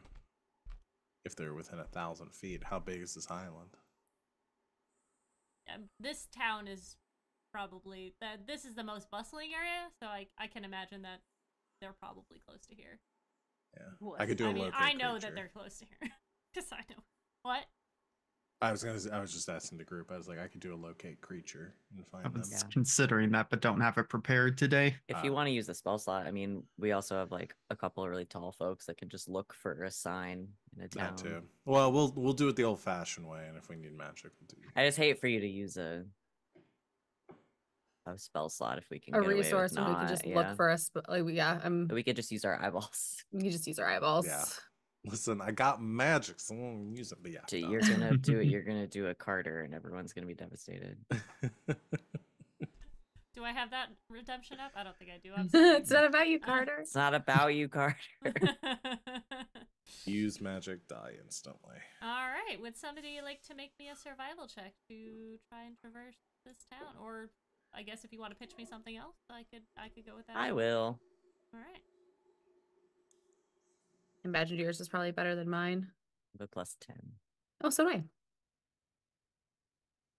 Got some high survivals in this group. I have a That's a +9. 28, baby. Hey yo! All right, so it doesn't take you long. You kind of follow the normal, like the flow of traffic here. You are getting quite a lot of looks, but not much for like. It doesn't seem like people are astonished that there are the different types of people that you are. It seems to be that you are very clean here, and Yes. And not hammered. Yeah, not hammered. I do have a passive intimidation of 19. Oh, if shit, people yeah. are looking at us too Yeah, closely. So, people like look at you guys and they're like, "Oh, that's weird," and then they like look up to Calcus and they quickly start moving on their way again. But you quickly find your way to a tavern called the Lethal Pegasus. You see a very well depicted sign that is made of wood that has been carved out that has a like pastel colored Pegasus that just looks like, you know how like in The Last Unicorn, it's a very cute looking, like she's got a really small muzzle and like big cheeks and stuff. It looks like that, and it has a dagger in its mouth, a very bloody dagger, but it is fairly adorable, even with the dagger in its mouth. And you can make your way inside. There's quite a rowdy bunch in here. There's people fighting. There's people laughing and drinking. And would you like to make your way up to the bar? Do you want to like look for him specifically? I want to look for him specifically because I'm the one who Yeah. saw him. Okay. Yeah. There's quite a few figures that have hoods up. And it takes you a couple tries to find. She's just like full Aragorn in this bar with her hood up. Like, So, Ranger. does it seem like there are any other doors in or out? There's definitely a door to the back where the kitchen would be. There's not like a side door or anything like that. There's probably a door that leads out to the alleyway in the back. There's a staircase. Sorry, I'll describe the inside of this. You walk in, and there is, it's a wide open area and a staircase that goes up that has a landing on the top. The bar is in the middle towards the back. It kind of juts out. My first thought was like an Applebee's where they have that bar in the middle. And there's a few signs hanging above. There's tally marks that have random, like, they're betting on something. There's many large tables, quite a few small tables that house just like one or two individuals. And everyone is being rowdy. Honestly, probably nobody is at this point in the night paying attention to anybody else coming in. There's some people who are serving walking around. They don't seem to be they're not super like customer service based. So they are just kind of walking around like people are yelling at them and they're yelling back. Was it Famous Dave's where they yell at you? No, it's Dick's Last Resort. Dick's That's Last it. Resort. It's kind of like that, but they're being earnest. They're not just having fun with it. And they don't seem to acknowledge you when you walk in at all. But as you're walking around and looking for people who are cloaked and hooded, you see a smaller being that is hunched over, like has these paws on this mug that it seems to be. I mean, it's a pint, but in their hands it seems to be quite a bit bigger. As this rabbit folk is 4 feet tall, pretty small in terms, especially in terms of your group. And he's kind of just has his hands over his mug and is staring like across it at the table.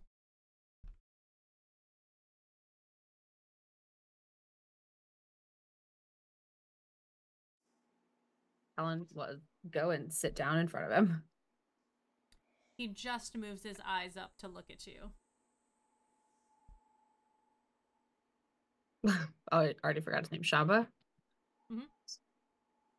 Shamba? Shamba. Who are you? My name's Talon. I just spoke with your god. He kind of like laughs and runs his hand across his cute button nose. I bet.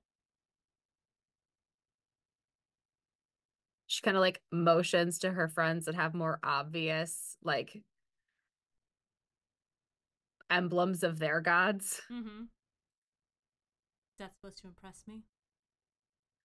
No, it's just supposed to tell you that I'm serious.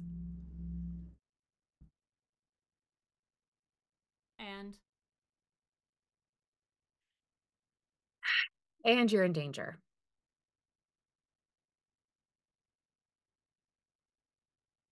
Okay. Not from anyone here. You're not usually the talker, are you? No, I'm not. But I've got a story for you. He kind of looks in his glass, sees that it's like 3/4 full. You have until I'm done with this drink. Okay. Once upon a time, there was a drow. I'm not going to chug my drink out. Okay, I was like, oh my gosh, you're like chugging his whole drink. But he is. The most passive aggressive shit. You've got until I'm done with this drink. He is continuing to drink it. Okay. There was a drow named Azira, and she was a champion of 2 gods, Bashaba and Timora. And they are currently snatching the champions of other gods off the board to eliminate their god's influence from the material plane. And you're a target. He stops drinking and he says, "It's quite a story. What makes you think I'm in peril?" Well, she said something very specifically about what was the phrase that she No used? more No more storms. storms. She said, very specifically, no more storms, which for one reason or another pointed us in your direction. And said she said no more vengeance right before that, as she told Oseron's champion. We assumed you'd be next. A compelling story. And I'm not the talker. Who is the champion of Oseron? The leader of the Tarum. Name. Ghost. Husband Hubris. Second in command, Kronk. We're acquainted. You're saying She kind of pulls her sleeve up and shows the tattoo. you see him sit up a little bit at this. You're saying the goddesses of luck and unluck are working together to capture champions for what purpose? We can only assume to remove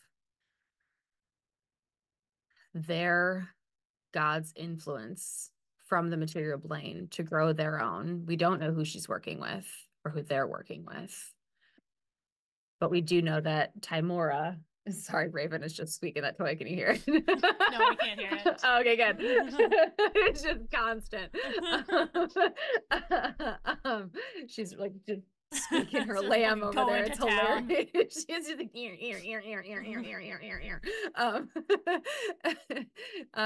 We can only assume. We do know that Timora has been telling her followers to spread her word to try to gain more power.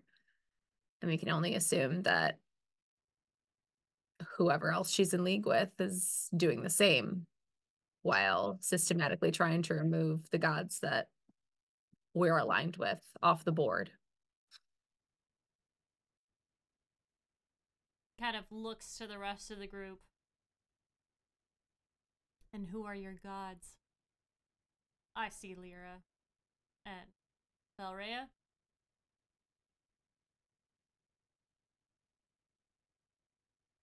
Do we really have to spend this long convincing this person not to die? Like, we did our due diligence. Unfortunately, if they get caught, it's not good for any of us. Arrow, High,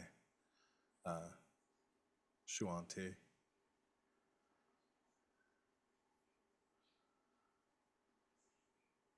Moxie, Asmodeus. Hi.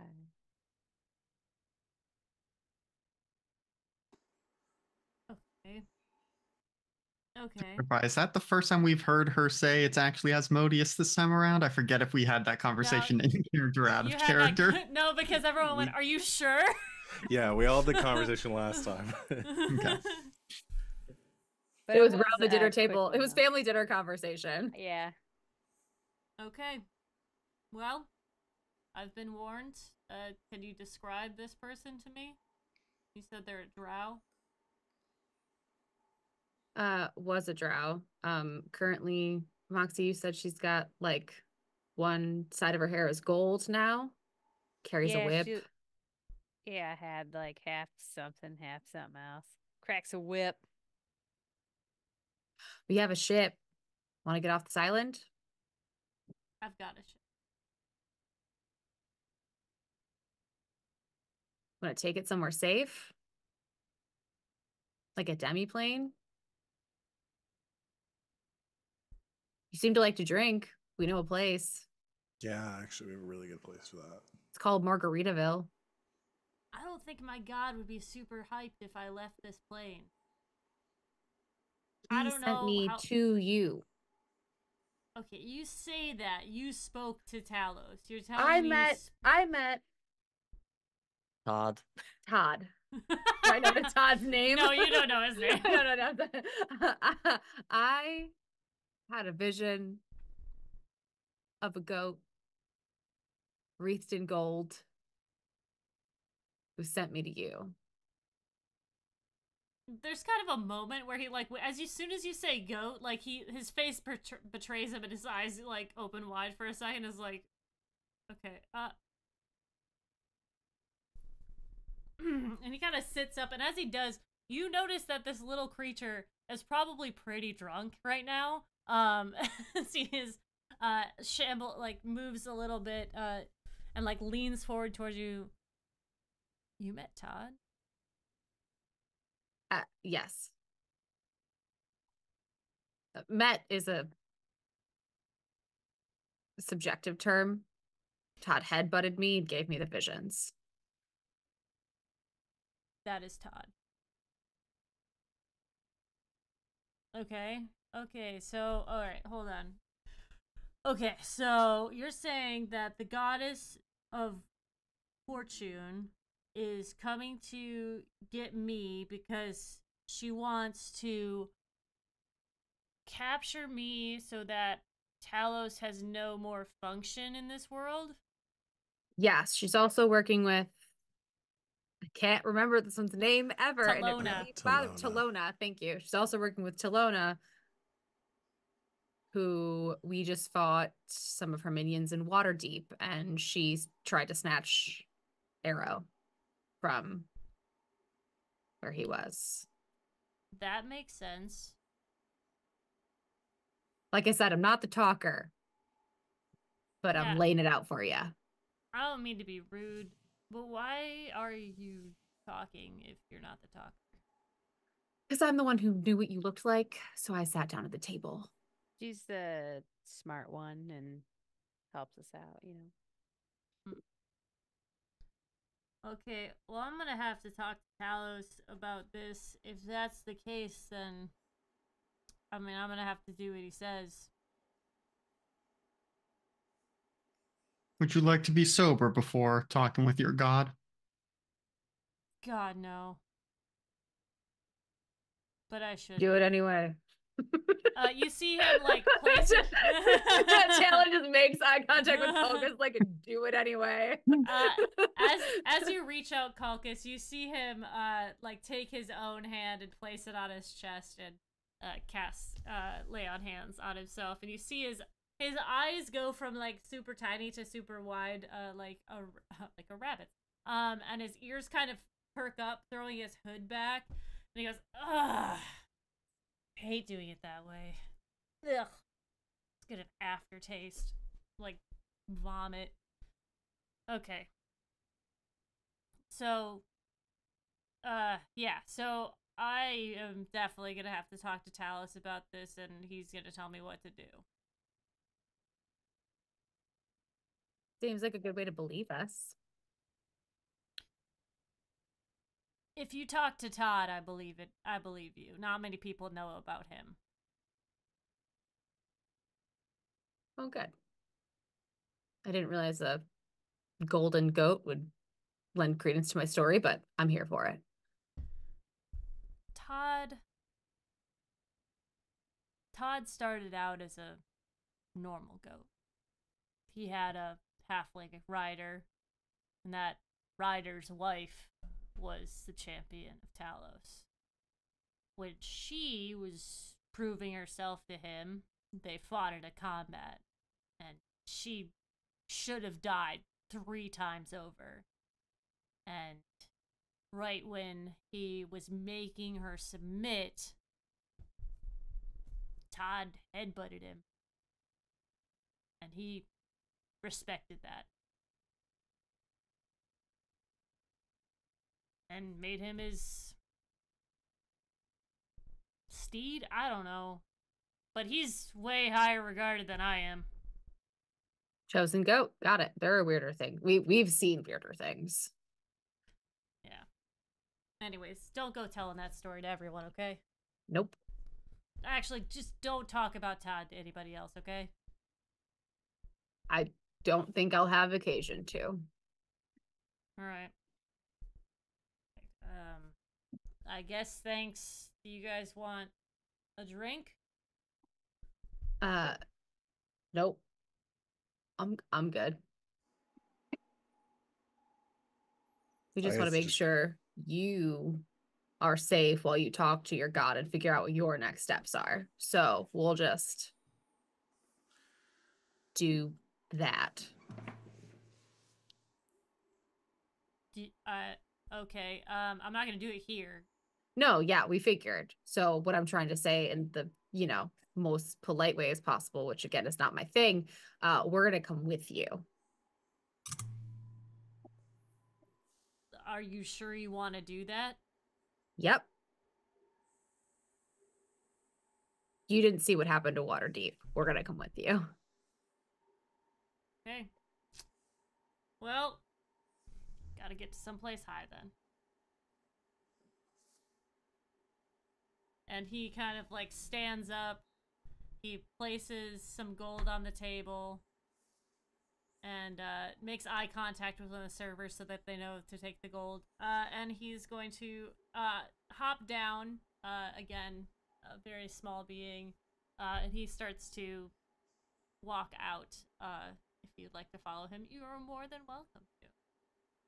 And he is going to move through the city fairly nimbly and quickly. And he makes his way down, or up to about a 20-minute walk up through the city, going up and down stairwells. Again, it's a very like mishmash city and area. You go up some stone steps, some wooden steps, and you find yourself at the top of a large spire that kind of juts out over the water, and you see a basket that has a contraption above it.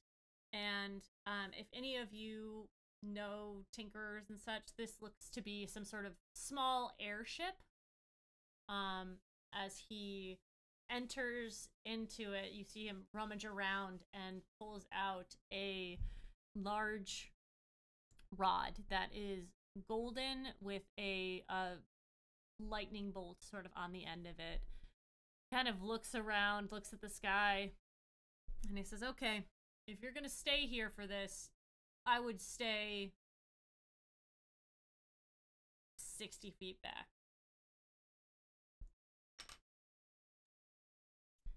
Move And 60 feet back. yeah, he's going to spear the staff into the ground, and he sits down and starts to attempt to channel his god. And as he does, you see a large, the sky begins to cloud over as the moon fades away.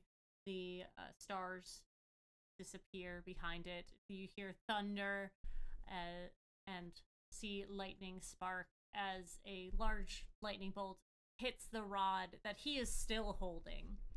And the lightning bolt lasts for 30 seconds. This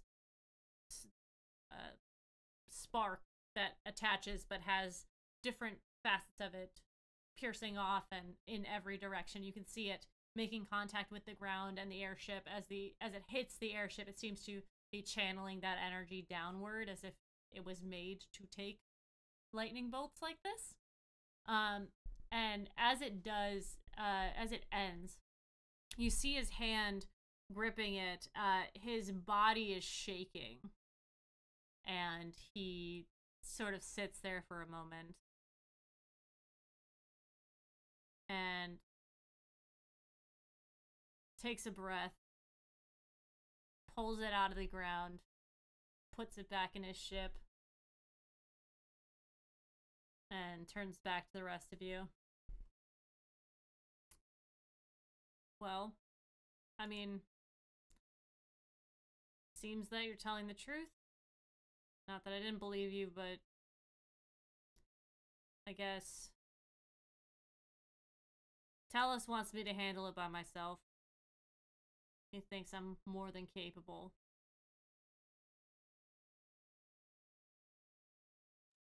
All right, sounds good. Let's go, guys.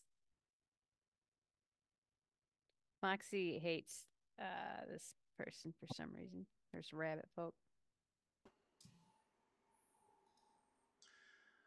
Do we have a way for him to contact us? I mean, Talon will just ask, do you have a sending spell? Paladin, I don't think we do. No, I don't. At least I don't.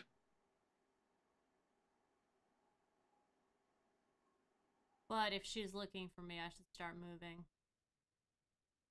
Just make yourself hard to find. I'll keep to the cloud. And don't stay in one place for too long.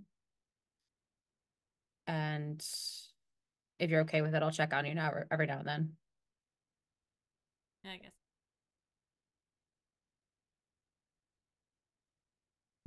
Thanks for trying, guys.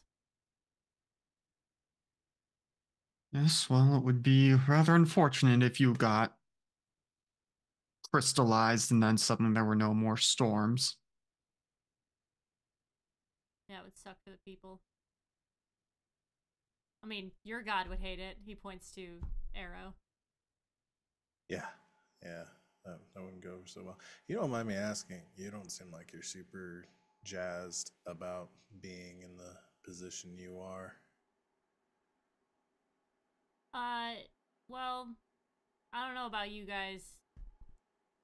He's not very nice. I don't know if you know anything about Talos. He's kind of like the dad I never wanted. Remember that story I told you about the halfling beating the Yeah. shit out of her? Yeah. That's fun. Yeah. I know all about dads you don't want. Yeah, can I ask, is the Blood Queen cool?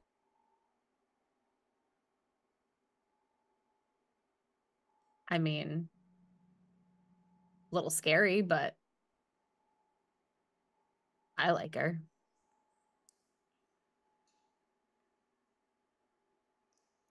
I mean, Shuanti's pretty cool. If you're ever looking to convert, just hit me up. The only way I can convert is if I die. Yeah, it's unfortunate. Well, hope your conversion goes okay. All right, guys, let's go. Kind of side-eyeing Moxie being so ready to get away from this guy, but gonna wait until we're no longer within his earshot. Which is a substantial distance with his ears. You see him board his ship and start to maneuver things, and as he is making it go, you see his hands controlling energy and lightning as he is powering this ship with electricity, basically. He is harnessing that power into flight. As soon as Moxie sees that, like, he can't hear us anymore, she's like, Mhm. man, that guy sucked. Let's go.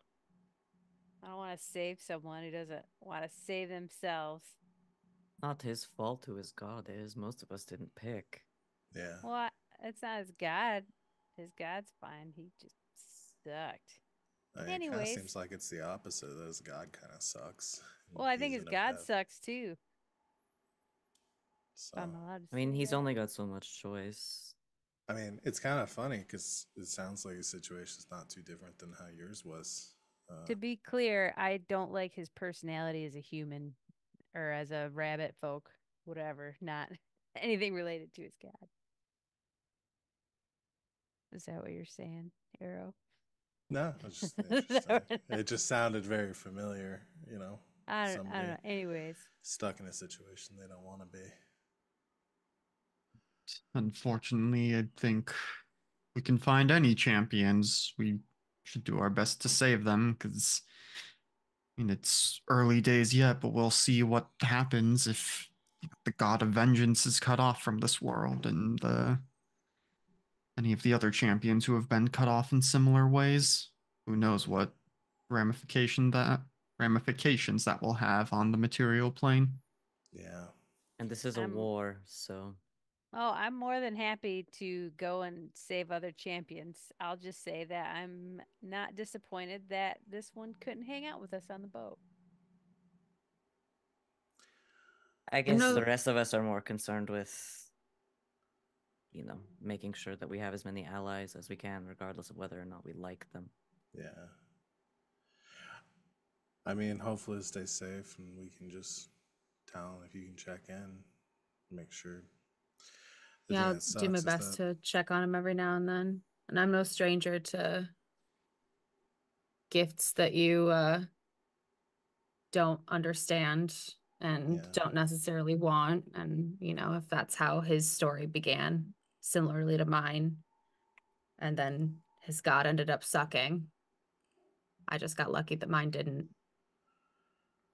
So, So hopefully if something does happen, we can get to him before he gets grabbed. I find it strange that so many of these gods are telling their champions to just deal with this on their own. Yeah. You'd think they, of all beings, would understand the situation if they're asking mortals to fight their war for them. Yeah, I mean, from my time up top, it just seems like they don't really like working together very much. They don't even have to work together, but you would think they would want us to.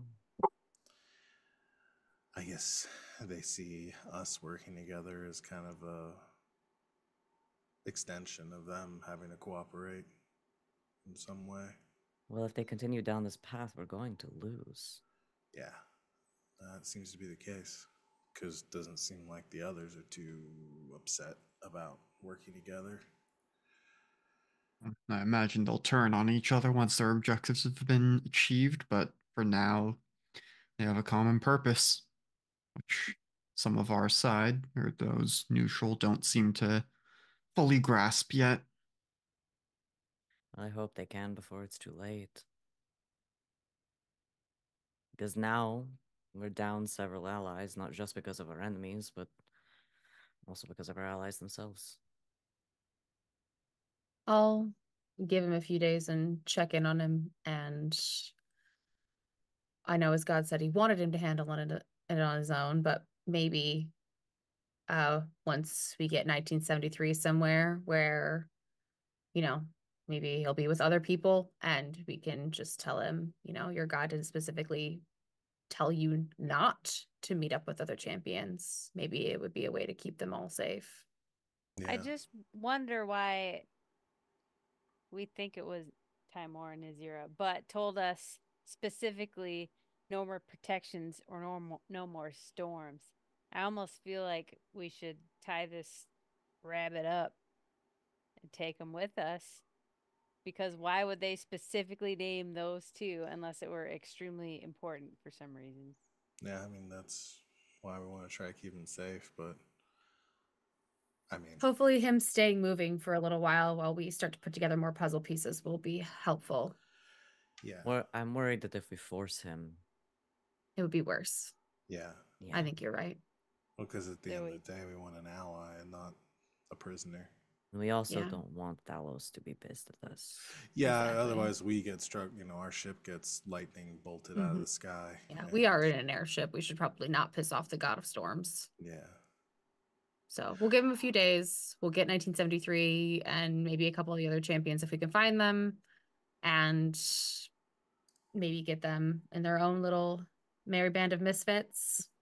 And, maybe you'll have a safe place to go while they, while we figure out what the hell is going on.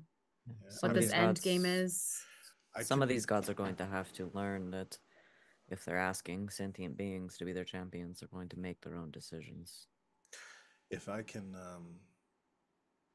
get back in touch with Shuanti, maybe I can get some insight.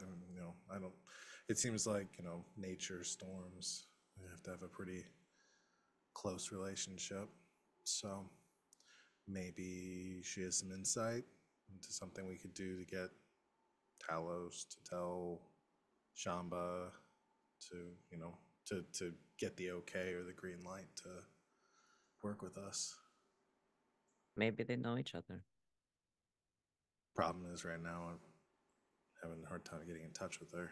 I got the message, so maybe it'd be easier soon. I could try Valrea as well. She is connected to Lathander. Solar bodies and that kind of thing. Is this our last lead that we have right now? No. Because we can go to Candlekeep. Or we can go to look for some more information. The ones that 1973 told us about, right? 1973 told us about the Champions of Tyr and Aldef. Yeah. And Candlekeep and Mishomar, the champion of the god of the hunt, are other ones that 1973 talked about, and those are the other two that Colchis spent some time with in the time skip. And I mean, so we're focusing on the champions right now, but there's also the gods themselves that we haven't really looked into too much. Finding out more about what we're up against. We don't. There's a god of the sea. Is that Umberly? but we don't know if Beach she has a Queen. champion. I don't think it's not our list. No. I was just thinking about people that would be connected with like storms. Like, Yeah. we can all talk to our gods and see if they have a connection. Yeah. And or an idea going forward. And in the meantime, we can head for one of 1973's leads. Yeah. I mean, because I guess deciding now, we're trying to chase down the other champions so that we can get people on our side, but we're still mostly reacting to things, showing up and putting out fires when things go wrong. And that's not really a great spot for us to be in, right? No, I'd much rather be proactive. And I know, some of the rumors that I've heard, like, we know what some of them are doing. We know Tyr and Elda have found someone, and we're trying to get in contact with them to get an idea of where they stand on all this. That seems the most important to me, I feel like. But we also know that, I know that Shar and Saluna, Torm, Azif, and the Dead Three haven't picked any champions yet and have each been kind of doing their own thing in a different way. Also worth finding out what they're getting, what's going on there. They don't have champions, so what are they doing? Perhaps just biding their time. It seems like the gods without champions are the ones safest in all this right now. Which is also kind of suspicious, like they knew what was going to happen.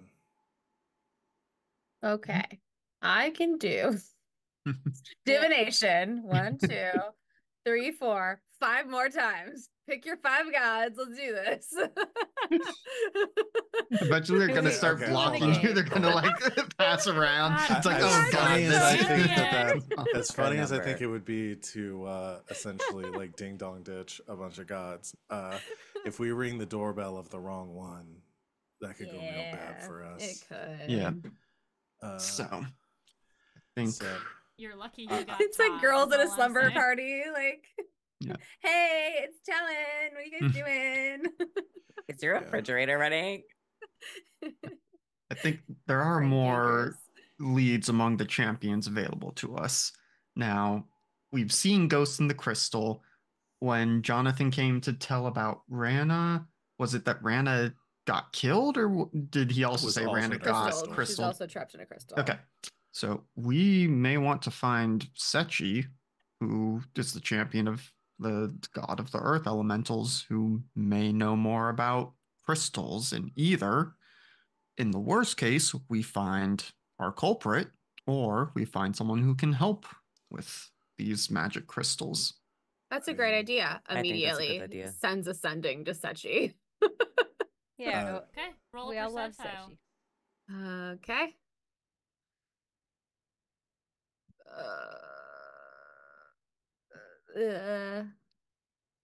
Oh, there isn't a. I'll just do a D10 on here.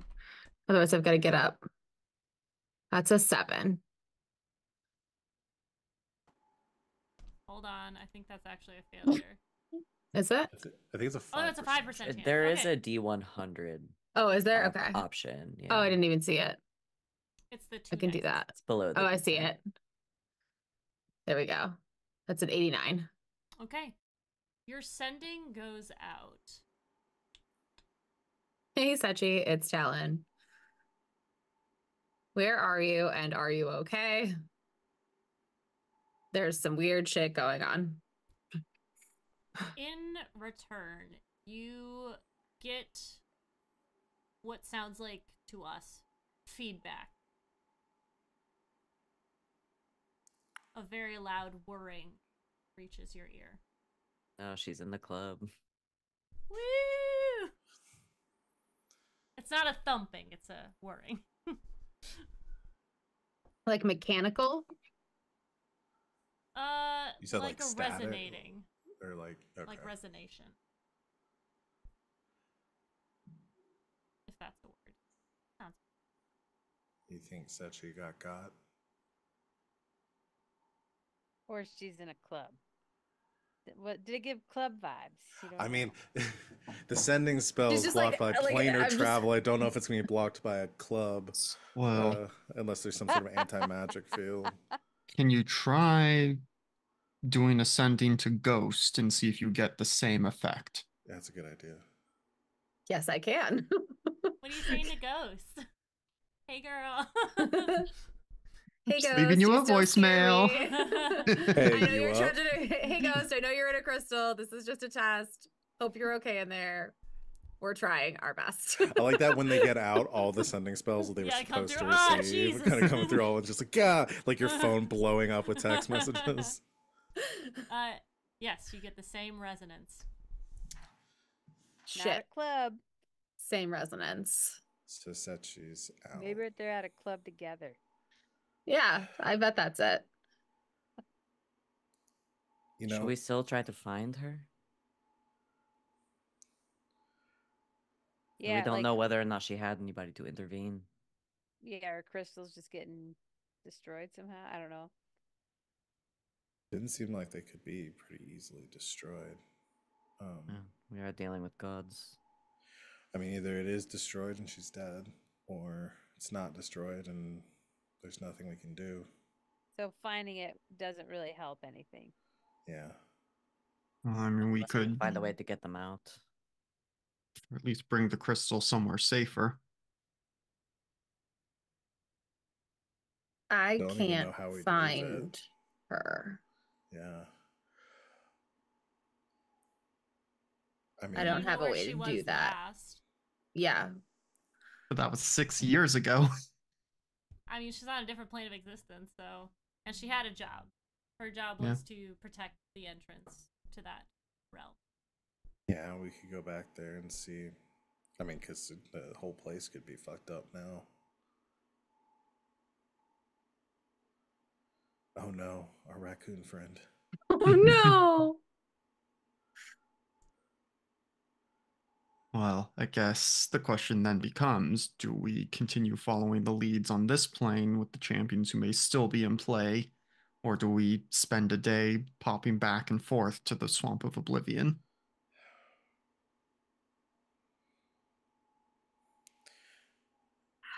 I hate to say to just leave Sechi there for now. Doesn't make business sense. It doesn't make business sense to go get her crystal when we don't know how to get her out, and we don't know how the Zents moved it. And if we don't, without talking know to she's in the them. same spot she was before. Yeah, and if we get her crystal, she's helpless and come along with us while gods and stuff are trying to kill us. So that kind of might put her at more risk. Yeah, if they do think that she's no longer a threat, maybe better to leave her there. I mean, the reason we want to talk to her is to talk about magical crystals. For wanting to know answers on magic, I think there's really only one person that we can go talk to about that. Do I have to talk to Mistra again? I mean, we had reached out to Avery. Not my boyfriend's name. Avery. I've said it 3 times this episode. I know. We've also said 20,000 other names. I don't know why I wanted to say Aiden. That was the only name that That's was coming to mind. Yeah. But we could reach out to Avery and meet up and see, because I know Mistra was looking for answers to all of this and maybe has found something at this point. Also may know more about Azith and have some ideas and his involvement with this. You guys can also know that there is a god of knowledge. If you want to avoid Mistra, you could go talk to Razia. Yep. So the Candlekeep champion. Yeah, so maybe Let's Candlekeep go. is our best first. Yeah. I say either one of the other champions that Colchis or 1973 have encountered. If y'all know where they are, otherwise we know where Candlekeep is, and we know where Rasia is. We could just go there, make that our next stop, and I can call Avery on the way. Yeah, I think I think Candlekeep is our best option. we need information because otherwise we're just running around putting out At the fires. speed of sound. And I'm not just saying selfishly because I would really like to spend some time in Candlekeep. I promise I'll leave when we have to. As we go, previously Mishomar found me, but got an odd thought that maybe if I talk to Lyra, I can see if she can get in touch with Malar and try and get us in touch. I think Talon will that's our send best bet. descending to Promise and tell her that we're ready to be picked up. We can make our way back to the dock. They, them. Sorry, they. Sorry. I never remember. There's so many people we've talked to today. Sorry. Okay, Promise. They. We need like a spreadsheet of all the I NPCs know, I in do. the I Chrome need really an Wars. do. NPC spreadsheet because I'm getting them all fucked up. Because I need Yeah. NPC Because spreadsheet with like Raimi is she, name- her, right? Yes. Okay. I think I mean, like, Raimi is names, her. pronouns, basic species. description, job. Yes, okay. species. Deity affiliation. Deity affiliation, if any. Yeah, I need All a right, spreadsheet. okay. Anyway, Okay. Helby, Is can you that throw your that wish? together just real quick? Yeah, Yeah, that's that my is my wish. wish for today. Okay. To keep all these people straight. Okay. So Tal will send a message to Promise to tell them that they're ready to be Mhm. picked up, and Okay. then while we're like walking down back to the dock, clocking our coin purses, Mhm. making sure that they're not being Mhm. grabbed by grubby hands, making our plan to maybe talk to all of our gods tonight. Talon, once we get back on the ship, we'll try to talk to Avery again, and we'll head for Candlekeep, right? Yeah. Mhm. Okay. Just because it's bothering me on the way back to the ship in the taverns, what were they betting on for those tally marks? Because that has been stuck in my head since you described it. Okay. You want to go back in there? I just want to know. I'm just gonna pop my Oh. head in. I just want to know. There's a couple different bets going on. One is there is going to be a drinking event, and the list is how many drinks that people can consume. The bet is not who can consume the most, but individually, like this person, I bet this person is going to drink 6 before they whatever pass out, throw up. That there's one that is a Deadpool, who's gonna die last or who's gonna die first, and they put dates and like some of them have even very specifically written like they are going to die by this way, whether it's like a misstep or this person is specifically going to kill them. And then the other one is it's less of a bet and more of a tally of how many the list just says stolen items, but it seems to be a very specific stolen item, and it's if you ask people, it is people are trying to steal a specific trinket off of there are ships that patrol the Sword Coast, and they have like captains and stuff like that, and people are trying to steal like their coins that they have specifically for like the captains and that sort of like challenge coins, and they have a list of how many people have stolen how many of these items, whether they have like done it via being captured or they have just like pickpocketed them or assumed the identity of a shipmate and stolen them that way. There is one person that is far ahead of everybody else, but for the most part, everyone's kind of even with like 1 or 2. Is there other names written? Yes, would you like me to name them? I just want to know who's at the top. The person at the top is a it's a tabaxi, and they're just labeled as Swiftfoot. Okay.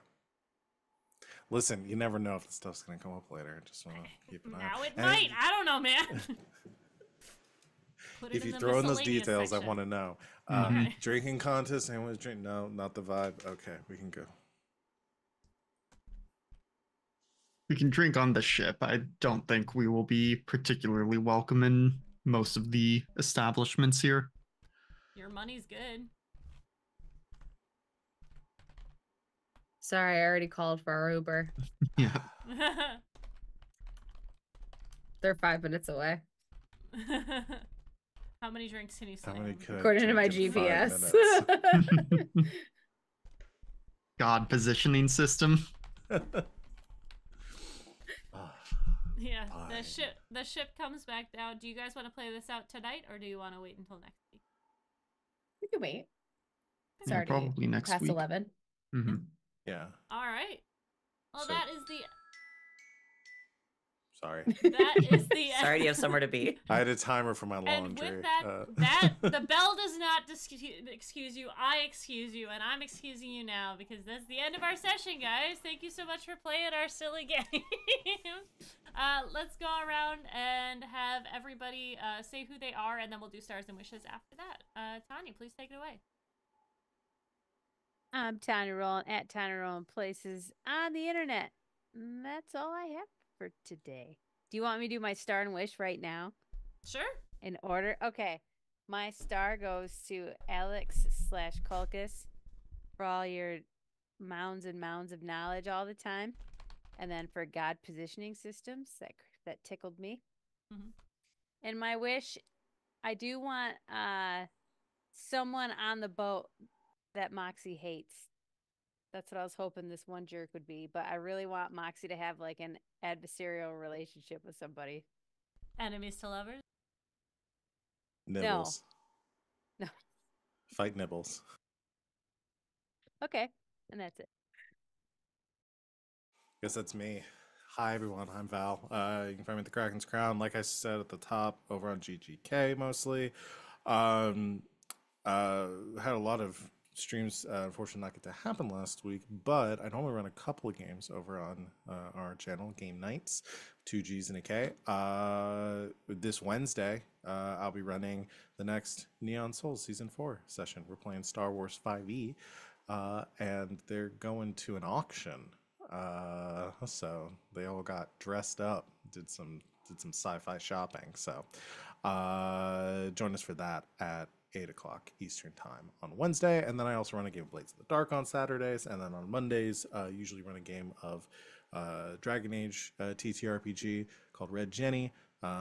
Sita should be finishing up his little mini series with the origin story tomorrow, so join us for that also at 8 o'clock Eastern time. Star and wish. Well, I think easy star to Alhena for the reverse gravity, because that was a very cool. Yeah, I stole that. It was a very cool use of that spell, and I was like, oh well, avalanche, no gravity. Yeah, kind of just deals with the problem. So it's cool. And my wish is, yeah, I would love a cheat sheet of the names, but I know that's a lot of work too. So a star to preemptive star to LB if she actually puts that together. I go next. Hi, I'm Van. You can find me on the internet at Van But Wilder. Happy Trans Day of Visibility again, everybody. You're awesome and loved. You can find me here on Sundays and over on GTK several nights a week, playing in and also running games. My star is going to go to Talon for really taking a lot of time to bust out of her comfort zone and say, hey, this stuff that I have to tell you is more important than my anxiety about it. I like it. I respect it.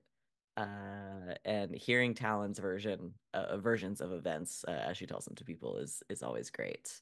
My wish is I want to talk to some other gods. because it's always interesting when we manage to connect with them and that happens. Mishra was fascinating. Talos was fascinating. So yeah, I wanna talk to some other gods who aren't ours. Okay, hi, I go next. I'm Rachel or Rachel Elizabeth. Rachel Elizabeth with a Z in the middle instead of an S. I'm here on Sundays. I'm on GGK every other Wednesday for some Star Wars 5e, and on Saturdays I'm on GGK for some more high-level D&D bullshit. It's very fun, and I love high-level D&D, obviously, because now I'm into high-level D&D games. And my star today is gonna go to well, Val stole mine because I thought that gravity thing was fun, but I had a second one locked and loaded, and it's I love when Moxie, who is usually like the nice face of the party, just decides that she hates somebody. It doesn't happen very often, but I love when Moxie goes all antagonistic on someone. And I really hope this is gonna bring my wish in as well. My star and my wish go together. I wish for more Moxie and already lost his name. Talos's champion. Shamba. I want more. I want another opportunity for Shamba and Moxie to like hang out and maybe just like pick at each other in like an antagonistic way. Like I hope we get to meet up with him again so that Moxie can be like, yeah, I still don't like you. And he's just like, I don't fucking care. And just like my God sucks. Do something about it. Like I wanna see more of that. You can't Because hate we me didn't get any to hang more out than with I him.